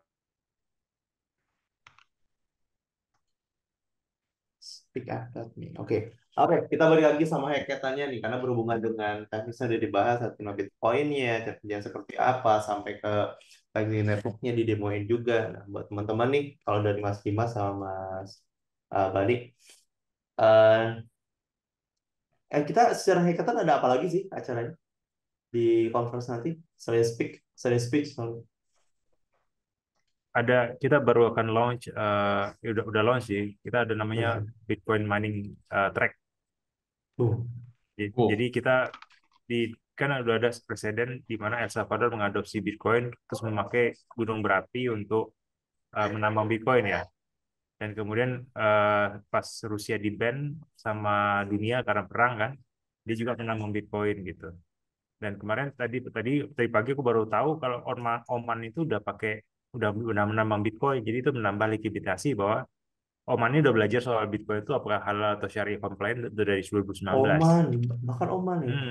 Dan dia confirm dia akan invest ke satu company lokal mereka untuk nabung untuk mining Bitcoin gitu. Dan kita melihat ini ada potensi di Indonesia, makanya kita akan mengundang 3 party gitu ya, Bitcoin miner dari luar, kemudian perusahaan energi dari dalam, dan juga regulator. Jadi kalau perusahaan luar dari luar tuh seperti Bitmain, uh, satu apa namanya produsen miner terbesar di dunia, Itu udah pengen banget masuk ke Indonesia. Ada juga speaker kita yang udah conference speaker dari miner lain, dan namanya Ocean Beat. Mereka menambang Bitcoin pakai arus laut. Hmm. Oh, Dan gokil sih, Cocok ya kayak gokil. di Nah, Indonesia itu. iya, jadi di pengen Indonesia banget tuh tuh. angin, laut, apa Hmm, gunung api juga masih. Oke. iya, dan itu juga apa namanya, dari perusahaan dalam negeri, aku udah kemarin udah confirm satu perusahaan private nuclear power plant namanya Torcon. Oh, dalam Torcon negeri. itu lagi bangun, ya dia dia baru lagi bangun perusahaan nuclear power plant di Batam, atau di Batam, lupa aku. Jadi dia akan bangun sebanyak 3 gigawatt gitu, dan CEO-nya aku kenal, dan kebetulan dia excited banget lah, pengen bisa join gitu. Dan dari regulator Hmm. kita udah undang Bapepti, udah confirm juga. Ya insya Allah lah ini bisa jadi suatu hal yang baru lah untuk Indonesia ya. Karena kan Hmm. mungkin sedikit kasih konteks kenapa sih kita pursue ini ya untuk mining, agak melenceng atau apa ya. Ya, Karena sebenarnya apa-apa. kan tadi kita belajar di awal tuh di episode 1 dan 2, pemerintah tuh dapetin dana tuh kan dari ngajakin sama inflasi ya. Mhm. Dan makin lama kan pajak makin naik, inflasi makin naik gitu. Tapi ketika kita punya Bitcoin, di mana Bitcoin ini kita bisa tambang dari energi yang terlantar, misalnya arus bolak-balik, kemudian dari matahari, atau misalnya dari sungai, atau segala macam gitu. Itu kan eh, free ya gitu. Nggak, mungkin initial cost-nya ada, tapi kemudian itu Bitcoin ini bisa terus ditambang gitu. Nah, makin lama pemerintah punya self sustaining income yang unlimited gitu, karena bisa nambang terus gitu, nambang terus. Ya, Hmm. itu ya, makanya kita pengen menciptakan itu. Jadi penambahan lapangan kerja, kemudian energi listrik terbarukan diperbanyak, karena kan kalau misalnya dia produksi listriknya, potensi energi listriknya misalnya 1 gigawatt, si minernya cuma pakai 500 megawatt gitu kan, ada ekses kan, eksesnya itu bisa bisa dijual gitu, bisa dipakai untuk ngalir listrik ke tempat Hmm. lain lagi gitu. Ini proyek besar sih, tapi mudah-mudahan lah kita dan ini yang kita lakukan selain dari Lightning Hackathon ini sih. Nah tadi untuk ngarahin teman-teman yang hackathonnya nanti, ada ekspektasi khusus nggak sih yang diharapkan dari hackathon nanti? Atau lebih ke ngajakin biar seru aja, atau ada sesuatu yang dikejar untuk, oh ini mungkin inovasinya ada yang nggak kepikiran gitu. Ada nggak sih kira-kira? Ada teman-teman. ah, Ya, ya, pengennya sih gimana ya supaya ekosistem Lightning di Indonesia itu ada gitu. Karena Hmm. kita tuh punya banyak potensi kreatif yang monetisasinya itu kurang kalau aku lihat. Iya, At iya. least kalau di Bitcoin sih ya. Jadi Hmm. banyak orang-orang yang kerja tapi dibayarnya pakai PayPal gitu atau pakai yang lain. Kalau misalnya Hmm. lu kita kalau misalnya orang-orang lebih tahu tentang Bitcoin, ya enak dong terima duit dari Bitcoiner. Ya, setidaknya Oh, setidaknya juga dengan cara itu lebih memudahkan dan cepat juga ya dari sisi menerima Mm-mm. atau ngirimnya gitu. 10 Uh, menit dibanding dengan switching antar negara berminggu-minggu kan ya, ya waktunya. walaupun Bitcoin itu dilarang sebagai alat pembayaran di Indonesia, tapi kan capital itu atau modal tuh duit itu datangnya dari banyak banyak yang dari luar juga kan. Oh, betul. Kalau kita kenal Bitcoin ya harapannya sih bisa lebih gampang gitu nerima modal dari luar, nerima duit dari luar. betul. Hmm. Oke. Mungkin Oke. nambahin juga ya, khusus untuk hackathon, boleh nggak? Boleh banget, boleh banget. Ini aku juga tadi mau mention ke hackathon lagi. Ya, Lanjut, Mas jadi kalau Dimas. untuk di hackathon ini sebenarnya kita udah ada sponsor dari Stackwork ya. Jadi untuk para Stack. mahasiswa yang pengen ikutan hackathon tapi atau juga datang ke conference tapi nggak punya duit, bisa apply nanti. Jadi, dan ada 50 beasiswa. Jadi mereka bisa datang ke sebagai general conference di sana, terus bisa ikutan hackathon secara gratis karena dapat beasiswa gitu ya. Nanti bisa datang aja ke Hmm. websitenya Indonesian Bitcoin Conference, kemudian nanti cari hackathon, nanti bisa apply untuk apa namanya, untuk beasiswanya gitu. Ada Terus yang persyaratan kedua khusus itu nggak sih? eh, paling nulis esai, nanti kita nentukan kenapa sih lo pengen ikutan, jadi pengen dapat beasiswa. Ya, biasalah kalau LPDP kan juga harus nulisin surat motivasi kan gitu kan, kata motivasi gitu kan, Betul, dinilai gitu betul. kan. Dan juga nanti di ini Lightning Hackathon ini udah disponsori sama 2 orang. Jadi Human Rights Foundation sama Vulgar Ventures. Mungkin itu bisa jadi keyword teman-teman kalau mencari ide ya. Apa sih kenapa kita ikut hackathon? Mungkin bisa ada hubungan sama human rights, ada hubungan sama ini Hmm. juga. Dan Vulgar Ventures ini kan venture capital. Jadi kalau kalian menang, walaupun kalian nanti dapat duit kan, dapat duit tapi bisa jadi kayak ini Berapa bisa sih jadi startup hadiahnya kita? baru gitu. Hah? Berapa hadiahnya? Kita Total hadiahnya 3 Bitcoin atau sekitar harga sekarang mungkin sekitar 100 900 juta rupiah. Lumayan tuh. 3 Ya Bitcoin ya? lumayan. Cuma buat Ya. orang yang masih belum dalam Bitcoin standar berapa nih? Kira-kira Oh, kalau mungkin dirupiahin. sekitar 100 jutaan lebih lah ya. Oh Lebih iya lah ya. nih, ini ada nih. Nah, First place 75 juta, second place 45 juta, third place-nya 30. ya Oke. lumayan lah untuk bootstrapping awal-awal. Oh iya, Hmm. banget. Hmm. Kalau di dolar 4.500 lah satu juara pertama. Hmm. Aku Banyak. mau ngomongin satu lagi ide nih soal Bitcoin dan Lanjut. Lightning dan network social network. Udah pernah tahu yang namanya Nostr nggak? Noster. Nah, Noster apa tuh? Apa tuh? itu semacam sosial media yang North. desentral. Nostr, NOSTR. Aduh. Gue kayaknya pernah dengar tapi enggak. Kalau iya, ada Gue desentralisasi sharing aja Twitter ya. mungkin media. yang terkenal, kalau di Twitter yang terkenal mungkin namanya Frentech kali ya, pakai it gitu ya. Iris. Tapi Cuma ini Iris kan apa? enggak. Jadi ini semacam browser yang buat Nostr. Jadi karena dia decentralized, dia kan protokol. Heeh. Kita bisa akses dari berbagai macam provider atau website gitu. Nah, salah satunya si Iris ini. Oh iya, jadi tahu Jack Dorsey yang bikin Twitter, dia Hmm. udah full di Nostr, hampir full di Nostr. Dan dia juga bakal jadi speaker kan ya? Wih. benar banget. Mm-mm. Jadi hebatnya Noster ini, kamu pertama kalau udah punya follower banyak nih, kamu nggak bisa di-ban. Kamu bisa pindahkan follower kamu kemanapun kamu, platform ada yang support Noster juga gitu. Jadi Hmm. ini kan Iris ini kan sebagai klien ya. Tapi kamu bisa pindah ke Damus, akan sama juga. Kamu follower kamu pindah ke sini gitu. Terus yang kedua, kamu sebagai content creator, kamu bisa dapat duit langsung gitu karena dengan Lightning Network Tips gitu ya. Betul. Jadi ada orang suka. Jadi ada satu orang, ada satu cerita aku pernah dengar, ada orang bikin video dokumenter tentang gimana cara Nostr bekerja gitu ya. Orang-orang suka gitu dan kasih tips langsung instan gitu, ada tandanya tanda lightning ini yang di bawah ini. Iya, iya, Nah, iya. ya Dia misalnya kayak dia, gini nih. dia dapat sampai 1.500 dolar dalam waktu 1 jam gitu. Jadi nggak ada lagi tuh kayak Spotify atau misalnya Twitter yang harus nunggu dulu persyaratan apa gitu. Harus Everyone can do it KYC dulu. gitu. Twitter tuh kan harus KYC dulu. Iya. Ini lah Hmm. directly to your wallet ya. Lightning. Hmm. Gitu. Kalau mau ngetip, tinggal kasih ini, tinggal klik tombol yang apa? Yang lambangnya petir itu. Udah. Ini besaran nominalnya dalam bentuk apa yang disebut? Oh iya, kalau buat Lightning itu biasanya kita pakai Satoshi ya. Itu 100 juta ya Bitcoin. Kalau dirupiahin sih jadi berapa? 4 rupiah ya. Satu Satoshi itu 4 rupiah.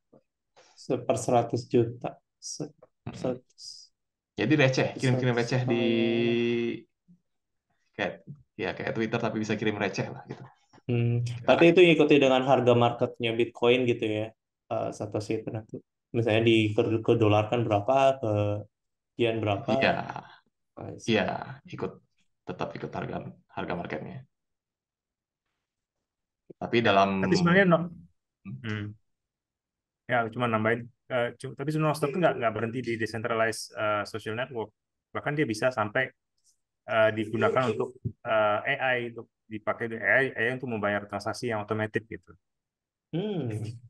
Dan bisa juga kita bisa nyuruh, misalnya rumah kita kosong, rumah kita smart house gitu, kita punya AI di rumah kita gitu. kita harus pay bills kan, itu lagi traveling segala macam.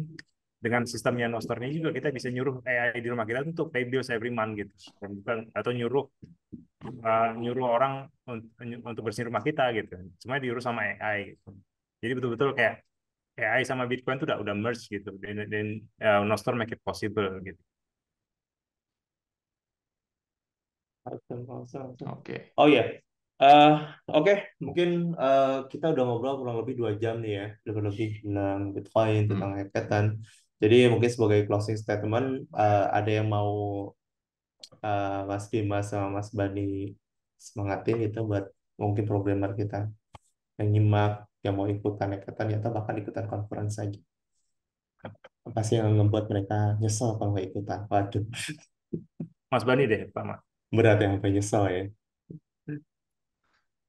Gini aja ya. Kalau kita lihat dari sisi harga aja ya. Ini balik lagi ke masalah duit sih. Pasti. Eh, Ditarik utama. Pokoknya halvingnya Bitcoin itu tahun depan kan ya. Oh, tahun depan udah 2024. halving lagi. Oke. Iya. Kalau mau bikin produk, ya dari sekarang. Biar nanti pas halving tuh udah ada barangnya, orang-orang tinggal masuk. Pakai produk lu. Gitu aja sih. Nah, teman-teman yang mau Oh, tahu halving lebih jauh, langsung nanya ke komunitas Oke, Indonesia misalnya lu lu Bitcoin. nggak punya duit, lu masih pelajar itu, masih nunggu Ah, lulus. yes. Ya masih ada yang lu bisa lakukan buat Bitcoin, buat dapetin Bitcoin. Lu bikin produk gitu. walaupun nanti nggak menang, tapi produknya menarik, ya pasti banyak, ada Jack Dorsey di situ, ada Samson Mai di situ, ada segala macam di situ, dan mereka semua bisa, ya komunitas Bitcoin ini baik-baik sih orang-orangnya, jadi Iya, mereka saling support. iya. Jadi Sekali kita dipromot aja alhamdulillah. ya. Sekali dipromot aja Mm, itu kita nggak tahu siapa akan ngasih. Iya. iya Bener bener. nggak sih? Mm. Ya mungkin bukan Jack Udah, Dorsey udah. doang, banyak whale yang lain Betul. kan. Iya, jadi potensi untuk menangnya tuh menang tuh dalam konteks bukan menang hadiahnya aja, tapi ketika teman-teman ikutan ikutan mungkin ya kalau aku terjemahkan tadi terus buat ataupun buat produk itu dibuat didaftarin ikutan, tadi sebutin tuh dipromoin kan, itu jadi Mm-mm. udah jadi satu nilai tambah sendiri gitu karena tadi basisnya community dan kita nggak tahu siapa yang ngasih juga, tapi Mm-mm. most of the time banyaknya yang ngasih gitu ya, untuk support the project gitu ya, nanti untuk berkembang. Benar nggak sih gitu Betul, ya? betul. Mm-mm. Mungkin aku coba kasih sedikit analogi yang lain ya, mungkin di luar hackathon tapi masih ada hubungan sama Lightning.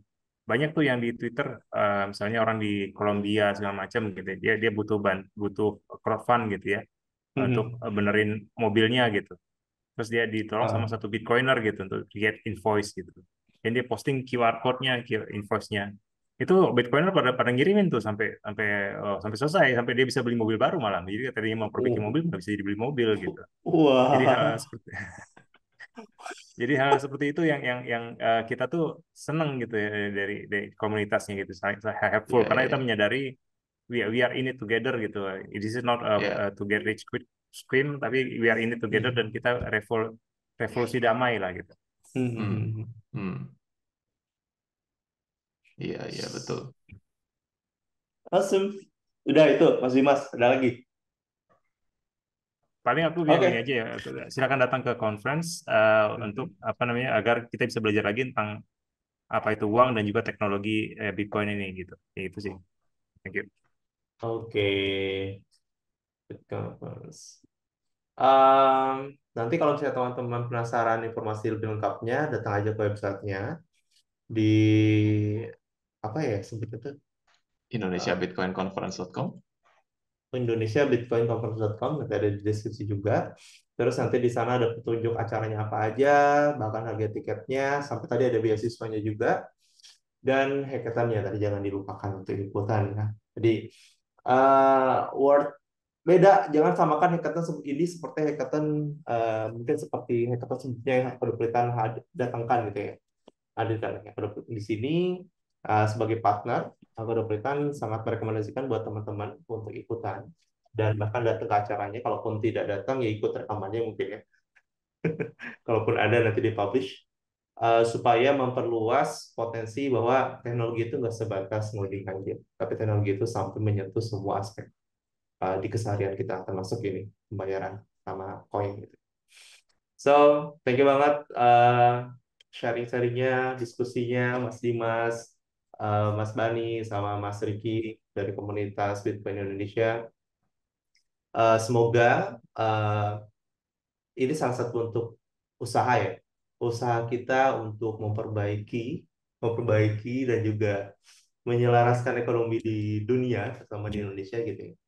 Itu bisa dimulai dari sini dan semua orang terbuka dengan tangan yang lebar bahwa ini bukan ancaman tapi ini justru solusi yang kita perlukan saat ini. Oke, segitu aja. Sampai ketemu lagi di podcast berikutnya. Simak terus di website kita. Salam. Dadah. Assalamualaikum. Makasih. Dadah. Assalamualaikum. Terima kasih.